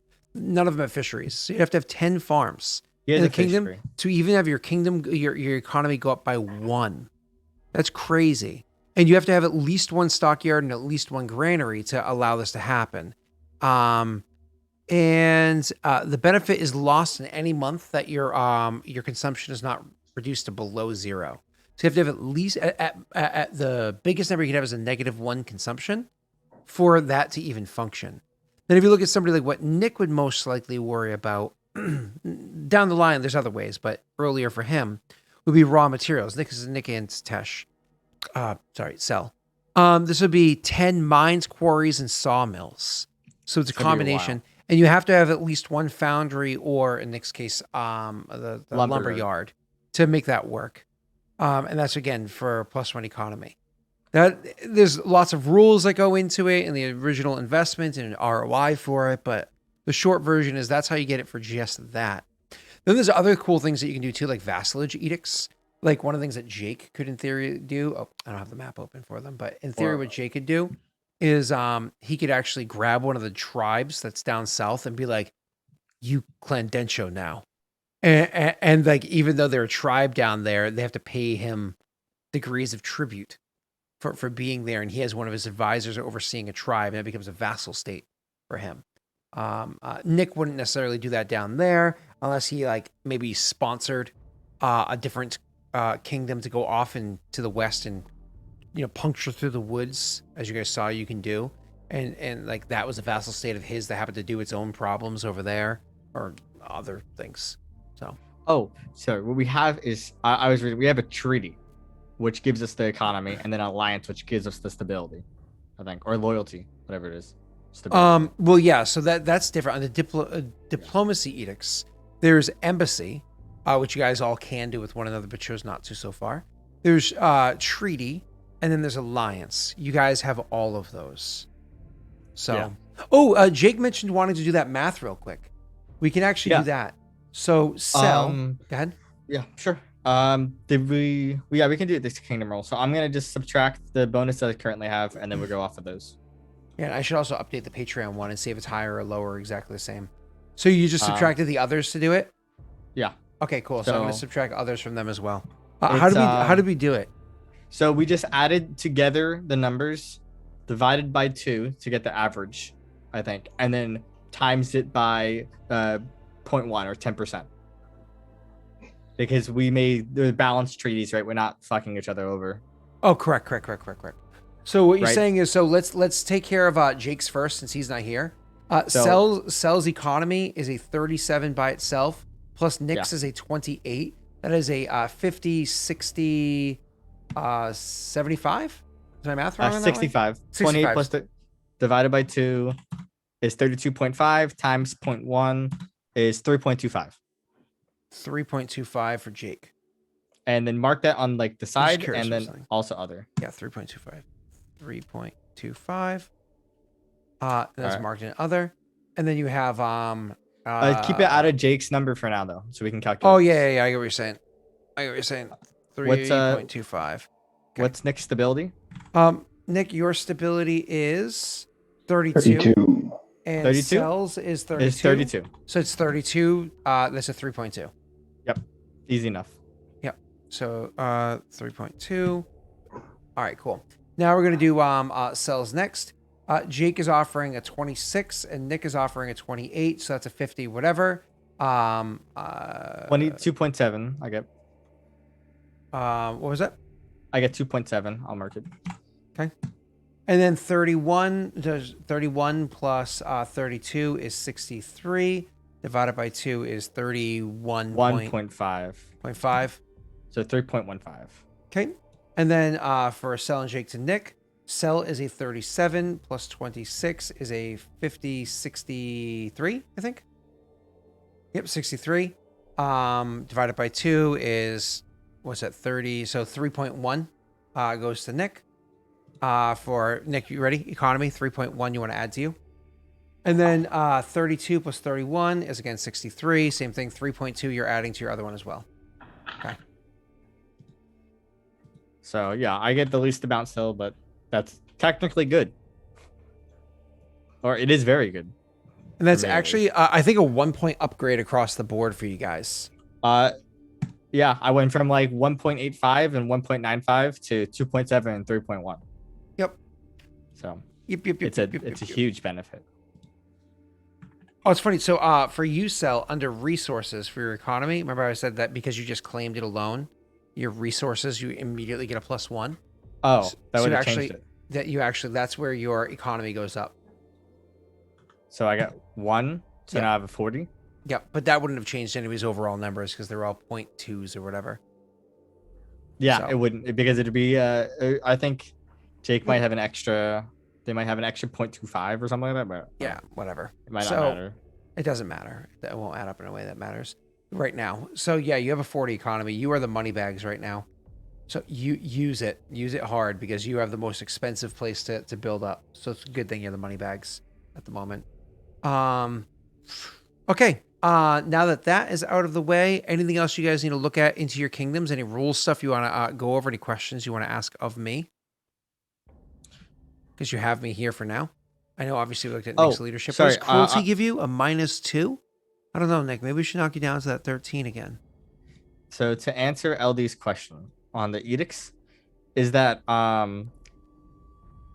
you're right, because we should have to do a diplomacy check against DCs, but I think we're kind of waiving it because of player things. Wait, what are you talking about? So I'm pretty sure we must succeed a diplomacy check to make it embassy. Yeah. So in theory, from the beginning, you have to do diplomacy check to establish embassy, then diplomacy check treaty. with a whole bunch of other shit to do the treaty, and then even more shit to do an alliance. You guys, again, you waived all that because you're just PCs. You're just PCs together. So it's just no. This makes sense for what you're doing. Unity, Let's avoid all this. So. Yeah, and in realistic terms, they're not game-breaking bonuses. I mean, it's +2s and whatnot here and there, and it's if you attack me, you have huge penalties, and I'm allowed to station troops inside your land. So yeah. I mean, it's not that big of a deal. Does Cell get his lava fortification for the salamander yet? I mean, first they need to have the explosion, so no, not yet, and he has to build the city. So yeah, double no, not yet. Cool. Soon. Were there any other rule stuff that needed to go over real quick? I felt like there was something that was really important that I wanted to. Xylemos, we're gonna have it done. It's just the volcano hasn't exploded yet. They can control the explosion to make the defensive terrain. Correct. Yeah, it's just a matter of timing as opposed to. So it's definitely happening. Like it's known that one of these two is happening. Cell hasn't decided which, so we probably know which one he's gonna go with. It's just a matter of we know. Yeah, he's definitely gonna blow up the other people. Of course, yeah. Fuck them. Yeah. Nuke them. Exactly. I'm American for a reason, okay? Yeah, he's like Josh. Yeah, notice me, senpai. All right, let's see edicts.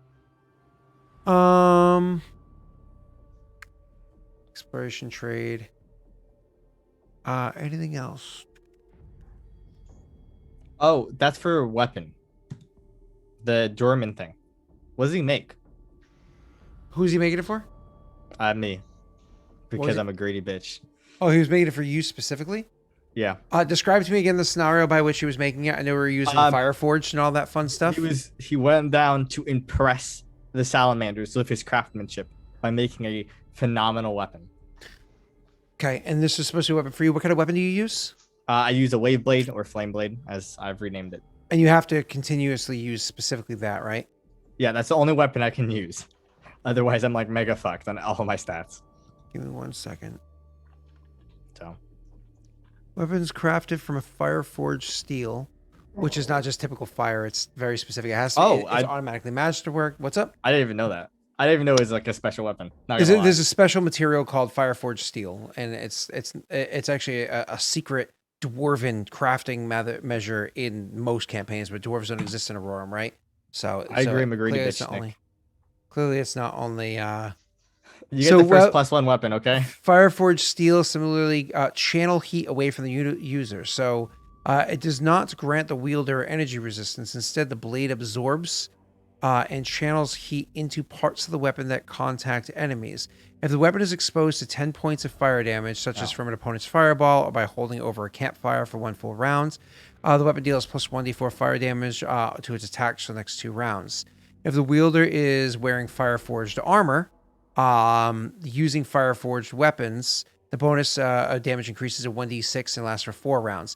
So this type of armor, this type of metal called Fireforged steel, and you can make armor out of it, which has an effect, and you can make sword out of it, which has an effect. But more or less, if you have both together, they both enhance what it does. So as a basic feature, if it takes 10 points of fire damage, either because like you were exposed to it or you intentionally held it over it, it does additional damage for you. Here's the link. Here's the link for chat to see. Would my emulting fire it up? What do you mean? Elaborate. When I make my fire shields. That doesn't do fire damage, does it? It does. Bloop it or read it. Yeah, I'll bloop. Do I have it written? I do. Yeah. See? It at the bottom. Any creature striking you with its body or handle weapons deal damage but normal. but they take 1d6 plus 1 per caster level. What's the caster level on that item? It was a cast level 8 item. 8. Okay, so 1d6 plus 8. The damage is either...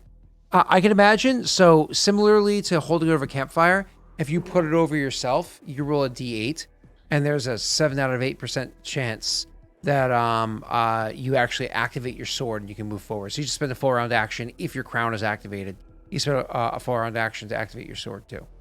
So, which don't get me wrong, it sounds like but in some scenarios, oh my god, Joey.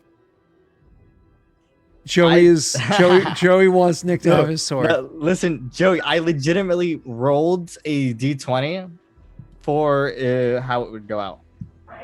So, oh my god. But anyways, you don't have to believe me. I don't really care if you do. But. Beyond that, because it's meant to be a fire forged weapon, not just the cool steel and whatnot that makes it happy. Jesus. I'm waiting to get a trump card. He says I believe you. I'm scared. I'm gonna get trump carded by Joey, which is fine. I'll take it. I'll take the L and the trump card for it. I'm not gonna lie. It is a polearm. You're correct, but it does have a blade at the end. It's a sword on a stick, more or less. So to finish what we were just saying, Jesus, Joey freaking me out every moment when he does that. He gets the other three. I'm like, oh, I love these. These are great. But this next one, I'm scared. So he's like, Jorman gets enough time to make a second weapon. I mean, maybe if he FFs a weapon, I have to make it badass. And then just to finish it off, because you rolled for Jorman to do this, correct? No, we voided it. We said he gets the success from it, and it's like great because of like this the 4 fortune favor. Yeah. Okay, cool. So this is what we're doing then. This technically is a instantly masterwork, which is a gold piece value of 300. Plus, it's a Fireforged steel, which is a gold piece value of an additional 600. So it's already a 900 plus base cost of the weapon, which I'm not sure what your base cost for your weapon is. It's like 10 or something. So it's a 910 gold piece weapon in and of itself. So it is a very expensive item. Again, in and of itself. So that's pretty badass. Awesome. Again, just trying to utilize this experience because we, not really pushing on without Jake because he kind of left like in the middle. I don't want him to feel penalized. If we have any more questions or anything else we can kind of go over for you guys for the next 12 minutes or so that we're here. Other than the fact that I'm a greedy bitch, I'm a sellout. Remember? Hashtag sellout. Hashtag sellout. Listen, you'll get your master. You know what's funny? You know what needs to be an emote for you? It needs to be, because emotes are in kind of like square boxes. It needs to be like a picture of you like this, a little bit of orange hair going.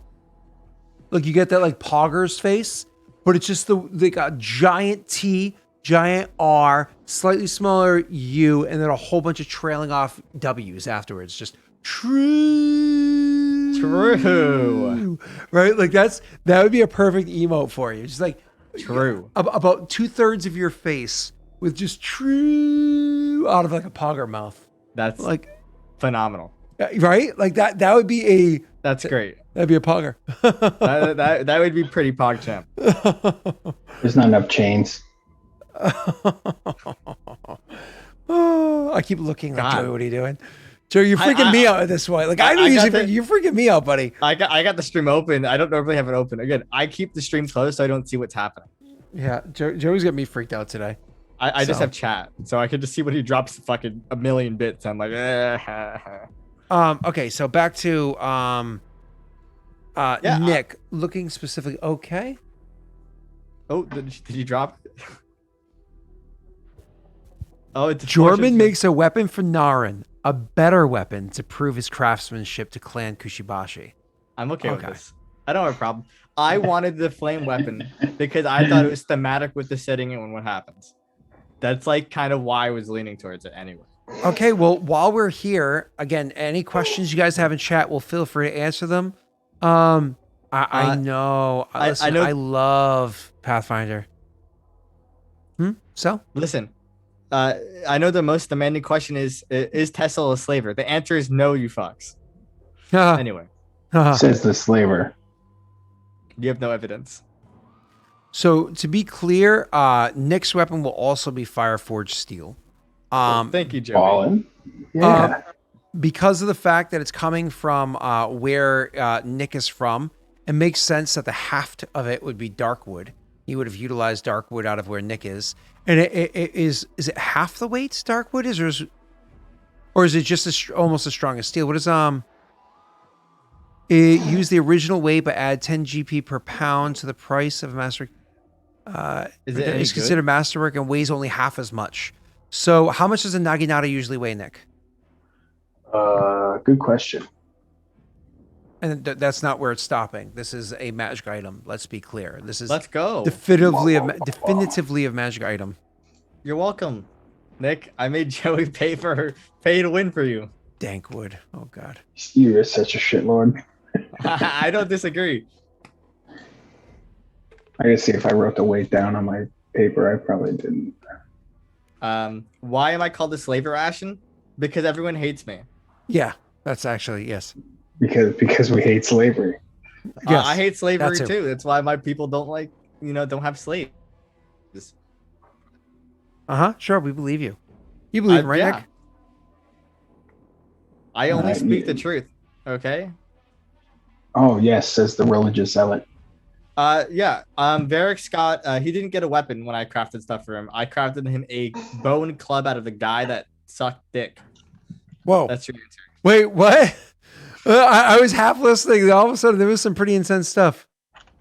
No, I'm talking about the shitty person. Yes. from, Yes, for Silent Claw. Most. That is actually one of the most common magic items in Pathfinder. A +5 magic item is only 2,500 gold, which is pretty cheap in D&D terms. It's just magic is actually very rare in the part of the world where they live in, which allows me to control how much of it they get. Oh, yeah, he's shooting a though weapon Joey's that manipulating increases his profession soldier or his profession warlord. No. This needs to be something that makes Nick badass on the battlefield. If you make the naginata the equivalent to a lance, that would be very helpful. Oh, true. Oh, that's really good. funny. But I don't think that makes sense for this naginata. I imagine a separate one for that. You know what I mean? Yeah, we can craft that for you eventually.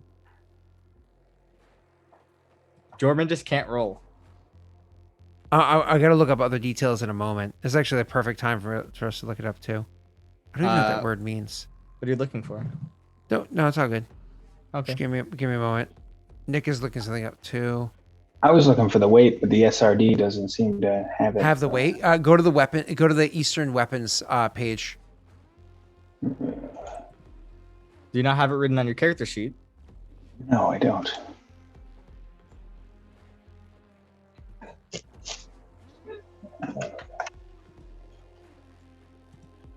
Naginata. One hand. It's not exotic, right? Can only be placed on that deal non-lethal damage. Lame. Naginata weighs 9 pounds, so it weighs 4.5. So Naginata weighs how much? 9 pounds. So 9 pounds. We imagine some of that's the haft, some of that's the blade. So let's assume it's on a Naginata. How much of that do you think is percentage each? I would just cut the weight by a third. Okay, there you go. Oh yeah, so 6 pounds instead of 9. Perfect. Yeah. Thank you, Nick, for the logic. And so the weapon automatically. So like I said, it's a dark wood haft, and it's a. I already posted that link in chat for you earlier, but the flame whatever head to it, right? You already know that. The weapon's automatically a +1. It has to be before it can have any other abilities. It has to be a +1, which means masterwork doesn't matter. It's just +1 chance to hit and damage. Those don't stack. And then I'm trying to decide if I want to do this magical feature or what was the other thing we were talking Which about? ones? We were talking about Nick using it as a Lance. What kind of damage does the Naginata do? Is it only slashing? It's a D8 slashing Yeah. with 4 times crit, so it'd be the there's same the as other thing I Lance. was thinking of. Yeah. Also, Derek, would a torch work on the Fireforged steel? Yes. Well, no, a torch wouldn't work because a torch only does 1d6 damage. It has to be 10 points of damage all at once, which a campfire does. A campfire does 2d6 if you happen to step into it or fall into it trying to get away. But if you ever intentionally put something in there and hold it in there for a whole round, it does max damage. So a campfire, that would be 2d6 is 12. So it works there. A torch, that'd be 1d6, so 6. So it wouldn't How do long enough. it lasts for 4 rounds? Two rounds. If you also have armor specially made out of that, which I don't know what kind of armor you will choose to wear, but if you have metal armor especially made out of that, it says light, so I have studded leather. That counts. you could have chain shirt made out of it, and that could actually work for you. But But he would have to make that for you separately. Yeah, but there's ways to get around that, right? So, anyways, I was looking up something else. Joey, what was the thing I found beforehand for Pathfinder about the special features for items, like for weapons and armor, like serrated, so on and so forth? Oh shoot, that's Serrated edge was from weapon modifications. Yeah, I was about to say. I just pulled that up. I asked you because he's usually good at knowing that stuff, but razor sharp and serrated edge. Versatile design. Versatile design. A weapon with this versatile design modification is easier to wield for those skilled in other weapon groups. You can choose a fighter weapon group, modify this weapon to be considered a weapon of that group. Such as a fighter weapon chooses a melee weapon cannot be considered part of a group. So, hey, guess what, Nick? Yo. Yours is a, I actually like that. If you can choose, do you want it to be usable as a lance or do you want it to be, have an additional magic feature?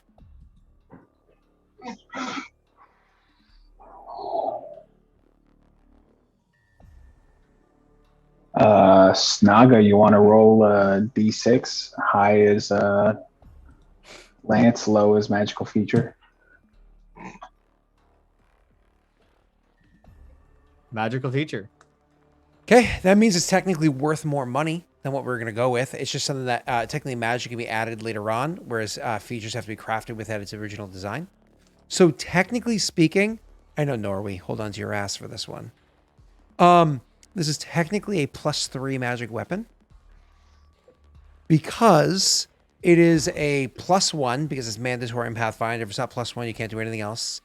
Igniting weapon. Oh my god, that's insane. So it's +1d6 fire damage for all attack rolls, and if you score a critical hit, it sets them on fire. Nice. Yeah, that's good. Yeah, so that is huge, right there. So it's a +1 igniting weapon. But then it also has the it's made out of Fireforged steel, which doesn't matter because it already does 1d6 fire damage, so that doesn't matter. Yeah, it's just cool steel that it's made out of, so it looks differently, so on and so forth. Which the way Fireforged steel looks, it's in the book, it's written there how it looks. But I'll actually allow Joey, since you threw so much at this, I'll allow Joey to describe the coloration and whatnot of Fireforged steel, because you can just be like, oh, it looks like metal with red lines, or you can like have fun with it, reddish hue, however you want to go about it. And another important thing to note, Joey, if you want to get fun with the design, or you can just pass it off and I'll take care of it, is ore and finished alloys are two very different looks, right? So something could be like green when you mine the ore, but purple when you finish, that kind of shit. Anyways, Nick, back to you. So that means it's 18,000 gold pieces is a +3 magic item. Plus it's Fireforged steel, which adds 600 masterwork, 900, plus a small amount of dankwood that you got there is about another, what is that, like 6 pounds or so? So, I mean, another 100 or so. So it's about a 19,000. How much is Naginata normally?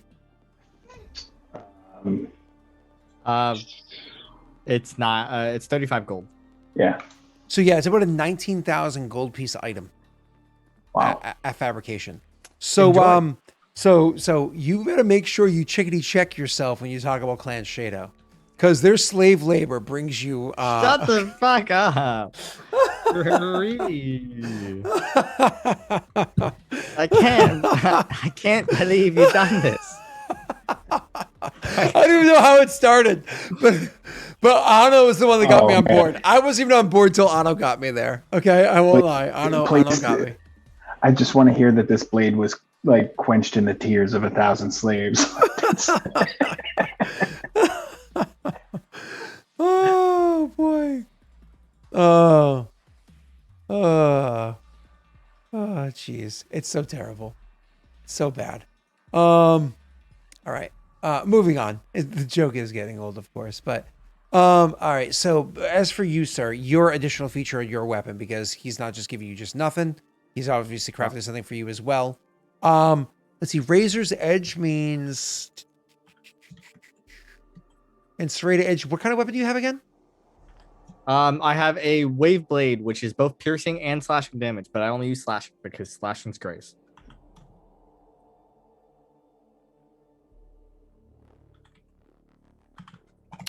Oh, see, because of your combat style, I like the idea of the serrated edge. So, because the wave blade, that means it's bladed on both sides, it's not a single-edged sword. Yeah, So, I like the and idea that you have a smooth edge on one side and a serrated edge on the other side. yeah, that makes sense. And if you haven't read serrated edge, first of all, it also adds value to your weapon. It's right here for chat. I'm looking at it right now. So it's plus 2,000 to the value of your weapon. So I think we said Holy yours is shit. 1, so it's 3,000 its value is now. And the way it works is it is a -2 to your attack rolls. And if you hit and deal damage, because sometimes the air stops that, you also do 1 point of bleed damage. Okay, but I have to take a -2 on an attack roll. You take a -2 chance to hit when you attack for the serrated side. The regular side is all normal. When you Oh, take that's the- cool. That's cool Yeah. that I can attack with either side. Exactly. You choose to take a -2 before you attack, and then when you do, and it doesn't like take an action to switch, you just attack with the other side. And then in Yeah. doing so, you cause bleed damage. And the reason why you want to do that, just so chat knows, is if you're dealing with an enemy that has a disgustingly high DR or an obnoxious AC, especially if they're a glass cannon like a wizard, that like pecking of damage over time can really change everything. What were Yeah, you saying? sadly, only got up to bleed 2, I think. What is it? This bleed damage stacks with itself up to a maximum equal to the weapon's critical modifier. Yeah. So what's your critical modifier? 2. So you just increase the critical modifier in the future. Oh, can I do that with increasing the crit range? Not crit range, crit mod. There's I know, but I don't know. Can you increase the crit mod with the crit range? I'm pretty sure there's a magical enhancement that can increase crit mod. Okay, yeah. Then I'll look into But- Jorman doing that eventually. So here's the big things, and you might toss this to Joey. Joey's sometimes really good at naming things, and sometimes it's like, dude, you're hurting my feelings on how bad that was. Or you can ask somebody else in chat too, or you can do it yourselves, do it for each other. You know what I mean? Cameras on, whatever. But your characters are both very specific. Like Nick, yours is a Naginata with a very specific looking dark wood. Is literally the wood is dark, right? And I don't know if Joey's described it or not yet. He's probably gonna do it in spoilers chat. And Fireforged Steel Blade that literally sets things on fire. Like when you hold it and it's active, because it's not always active, you activate it, right? When you hold it and it's active, it does fire damage. It can also set people on fire. A name needs to be done for that, okay? And Cell, yours is a wave blade that, again, is made out of that same metals. You can imagine the leathers that kind of like wrap around it are like very specialized leathers made from the hides of the animals that live in the mountainous region around you. So whatever kind of like goats or whatever might live in that region, you probably use their special kind of like hides on there. So it's very regional specific. It's probably actually a Jorman specialty. You know what I mean? Because this is something that he puts a lot of love into. And it has that serrated backside to it. So, Cell, do you want to name it or do you want to pass it to somebody else? I'll hear some naming ideas. Okay. If they're not good, in then I'll spoiler pick one. chat, toss some naming ideas. You might want to ping him every time he tosses a naming idea just to fill up his pings. No, I don't. I don't have pings turned on because I need important notifications from people sometimes. So please don't. Nick has please. pings turned off though, because the only Discord he's a part of is this one. My Yeah. blade. To be clear, the wave blade also could be called a flame blade. So it looks like a flame. Like the blade is shaped as of a flame or something like that. Love you, LD. And Nick, do you want to name your own Naginata, or do you want to pass off the responsibility to somebody else, or similar? Toss me ideas and I'll choose. To be honest with you, I owe this all to Joey. So if he wants to name it, he can, or we can go from there. So. Thank you, Lude Boy. I know it's amazing. I love Pathfinder. It's So fun. Joey's more than welcome to name that badass weapon.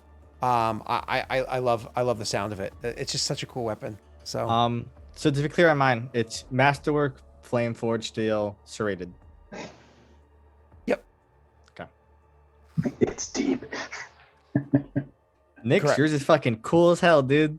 It is. It is. Just don't burn the forest like me. We're gonna get all these flame weapons and then have to battle a fire element. Well, listen, the thing is, you got a weapon from a nation that's, about fire. So No. I imagine that like literally in the heart of each of these weapons has magic to keep the heat like insulated. But at the heart of each of the weapons inside the blade is actually a well of liquid magma that happens to be inside there. You know what I mean? But it's because of how thick magma is. It's not like mercury where it's like super fluid. How slow moving magma is. The fact that it's so compacted there, it doesn't actually make the weapon slosh around. It doesn't have any additional movement or anything. But the weapons are naturally hot. Yeah, they're always hot. So like if you put it onto a bed of snow, it would just melt through the snow at all points in time. Even if you just grab the blade, it's one of those things where it's like a toughness test. Like how long can you hold the blade? Man, that's so cool. I also like the idea of like a I molt myself and I full round action, like the fire bleed it onto the blade. Yeah, it's super cool. I don't know. I love the idea of it. And again, yours can be later enchanted. For a weapon to be enchanted, it just has to be masterworked, and then it can be enchanted at a later date. Which Jorman, when he gets a level up, I think it's when he gets 1 or 2 more level ups, he has the ability to enchant things. I think so too. Or does he have it now? Actually, let me look now. And then he does not have it now. He does not. Okay. And then I know Nick wants to start heading off to bed. So, where's she? I don't know if he does not. No. Level 3, he gets craft magic arms and armor. Which this is magic arms and armor, and he's level 2. So next level he has it. Which is so good. It's gonna actually make us really badass people. Yeah, because he has sparks of creation. He can do it at reduced cost to make magic items too. 5% is a lot of reduced cost for these items. And Toil Crafter gets to treat his effective caster level is equal to his craft ranks? skill. Yeah. So he'd be caster level 3, which isn't too high, but that's good. That's high enough. Yeah, that's good. That's like really good. That's high enough to craft magic weapons. If he just simply made it a +1 weapon, that already is boom. You overcome different damage reductions once it becomes +1. So.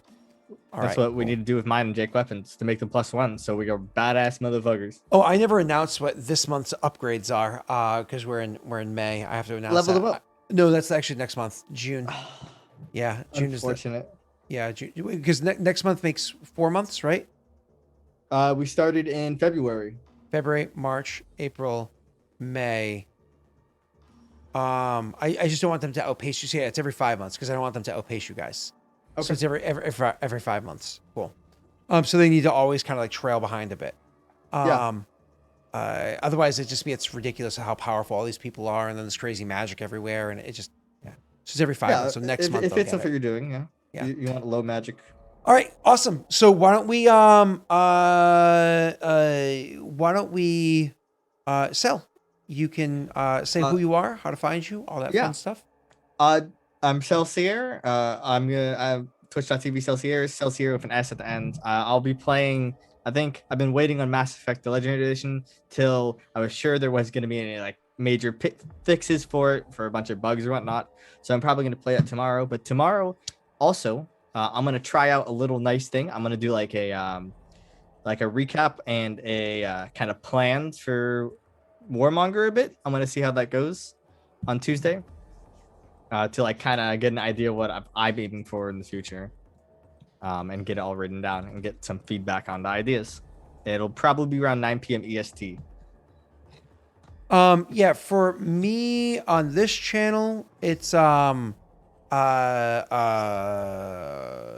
night. I'm actually doing a stream. It's going to be an Adirian update stream with the stuff that was being voted on by Valorant. So if you happen to be even a $1 patron supporter, you are put into a couple of extra channels on the Discord.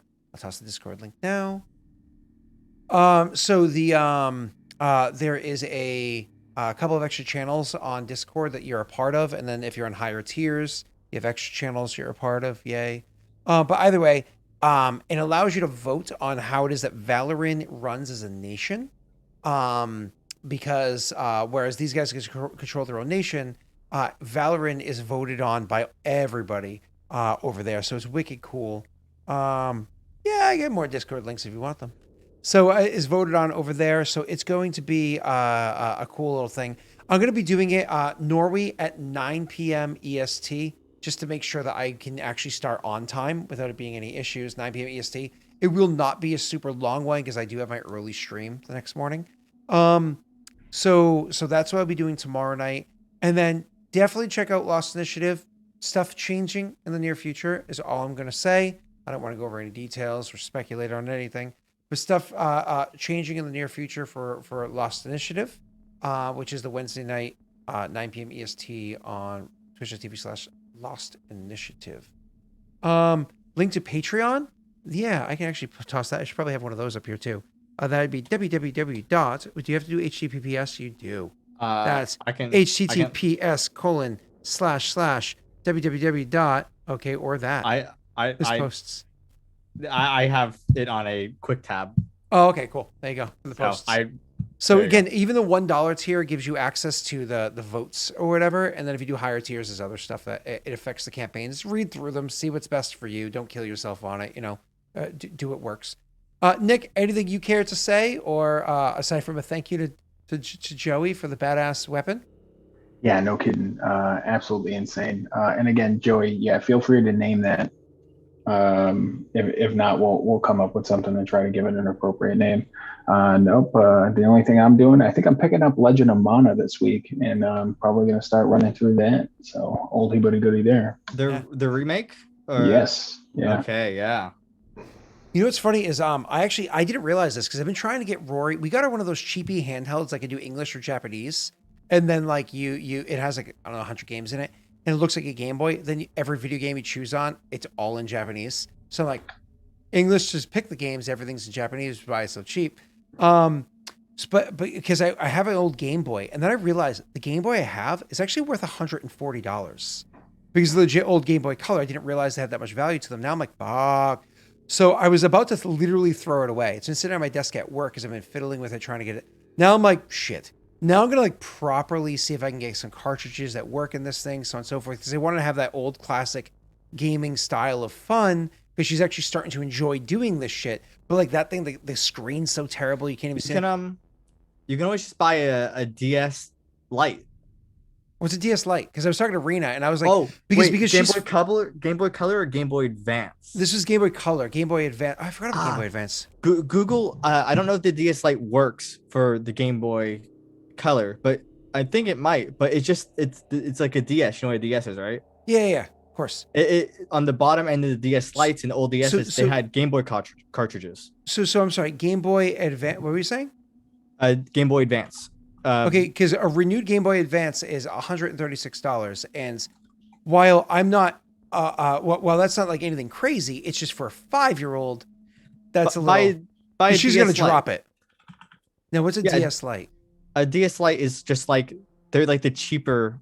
They were like forever ago, but they were like the cheaper, lighter DSs that came out after the original. So again, because these are all renewed, 200 and something, 200 and something, and again for a 5-year-old. It's just crazy. Like, I mean, if she was 10, okay, sure. Yeah. Let her have fun. But a 5-year-old has no understanding of how to respect stuff. You might be able to find one like a GameStop. Well, here's the fun part. And I just don't know how these things work. Like, let's say, for instance, I just look up Game Boy Advance. And I'm just on Amazon for the sake of quick searching, right? Then there's Game Boy Advance here for $136 renewed, whatever. But then there's IPS ready, graded, extreme rate, Sakura Pink Soft Touch GBA replacement shell, full housing, cover buttons for Game Boy Advance. And I'm sitting here looking like, this looks like a whole bunch of words that says this is a fully functional Game Boy Advance that doesn't use those words because it's illegal to do so. Toss the cartridge in and it works fine. Oh, yeah. That's what it looks like, and it's $23. And I'm like, that sounds like something I can get for her without me worrying about it because she's, again, 5. So she wants to play video games. I support that as a gamer, but she's 5. I wouldn't recommend buying a 5-year-old's like a classic Game Boy. Because it's expensive, right? Yeah, there's like if I have one, that's one thing. But yeah, they don't get like even the sentimental value of having this old thing, right? To them, it's a play toy that just does the task, right? But till I'm looking later at in this life. casing and I'm like, this might literally just be a casing. Like, oh, your old case was beat up. It probably We're is. replacing it with just a new case. So, which is also DS super lights, cool, by the way. GameStop. I Because wonder. like that wood one is sexy. Yeah, it's been forever. Yeah, refurbished. No, they all online GameStop sold out on all DS lights, and they're $60. Yeah. And again, $60, I'd do 60. 60's the price that's good for like a birthday. You know what I mean? I Right. would check out like a GameStop. Then you might find a DS light that's refurbished. But if it's not, you said GameStop, gotcha. yeah, if it's not a DS light It's or one day at my original job. DS, I could probably swing in, and they're gonna look at me. I'm gonna say, "Hey, do you have like a Game Boy Advance?" And they're just gonna be like, "Blink, blink." Okay, boomer, get out. yeah, but that's why you go for a DS light. They're gonna say it's a Game Boy Advance. PlayStation 4. No. Like a Game Boy Color or Advance or something. Xbox One. No, they still got Game Boy and DS games on display. Yeah, Really? Oh, that's yeah, cool. they're classics. I mean, Because Nintendo stuff. there's the Toy Vault is like a chain game company that has like exorbitant prices for used things. Like they like jack Well, up the prices. To be fair, GameStop stuff isn't normally in the best condition. Yeah. Toy Vault, actually, their stuff for the most part is like it's actually maintained pretty well. So, Yeah. but it's Which definitely a prob- collector's store, which I am not a collector. So So that's you're a kid. Here's Yeah. old tech. that's my recommendation is look for DS Lite because they run Game Boy Advance games. You know who I should ask? Mike. He probably has like 5 of them. Mike He probably was would like, help, yeah. because he worked at GameStop years ago. He's probably like, oh yeah, I knew they were going to be valuable eventually, so I never threw them away. You want one? Like Mike probably has them. Like I should definitely call him. I wouldn't doubt Mathis having any. Yeah, Mathis Mike. Yeah, Yeah, sorry. It's just I said Mike and I felt weird. yeah. Well, whereas again, I call now I can freely call him the two. Mathis for a while bothered me, but it's been years. For Nick, calling him Mathis will always be. I mean, I've never met him, but I know his name from like It's weird just not calling him Cry Aiden. Oh God. Okay. Moving on. So I think that's it. I think we're done. yeah. I Cool. Yeah. Let's get out of here. All right. Let's get out. Raid. Joey, I'll hit you up in DMs about a few things. Oh, We'll chat. Mathis is streaming. Let's go raid him. Let's go raid him. And guys, here's the raid message while we stream Mathis. Send Scott a Game Boy. There you go. Oh, so send Rory a Game Boy or Game Boy for Rory or something like that. You know, somewhere along those lines. All right. He's doing Eve Online. Yeah. He looks like he looks so different now with that long hair. It's so weird. All right. Let's go raid Mathis. Bye, everybody. Thank you so much for coming by and hanging out. Joey, you're a fucking nutter. Bye, everyone. He wanted it, dude. he wanted it to happen, and I'm okay with how it came out. I'm being 100% real. Like I rolled a d20.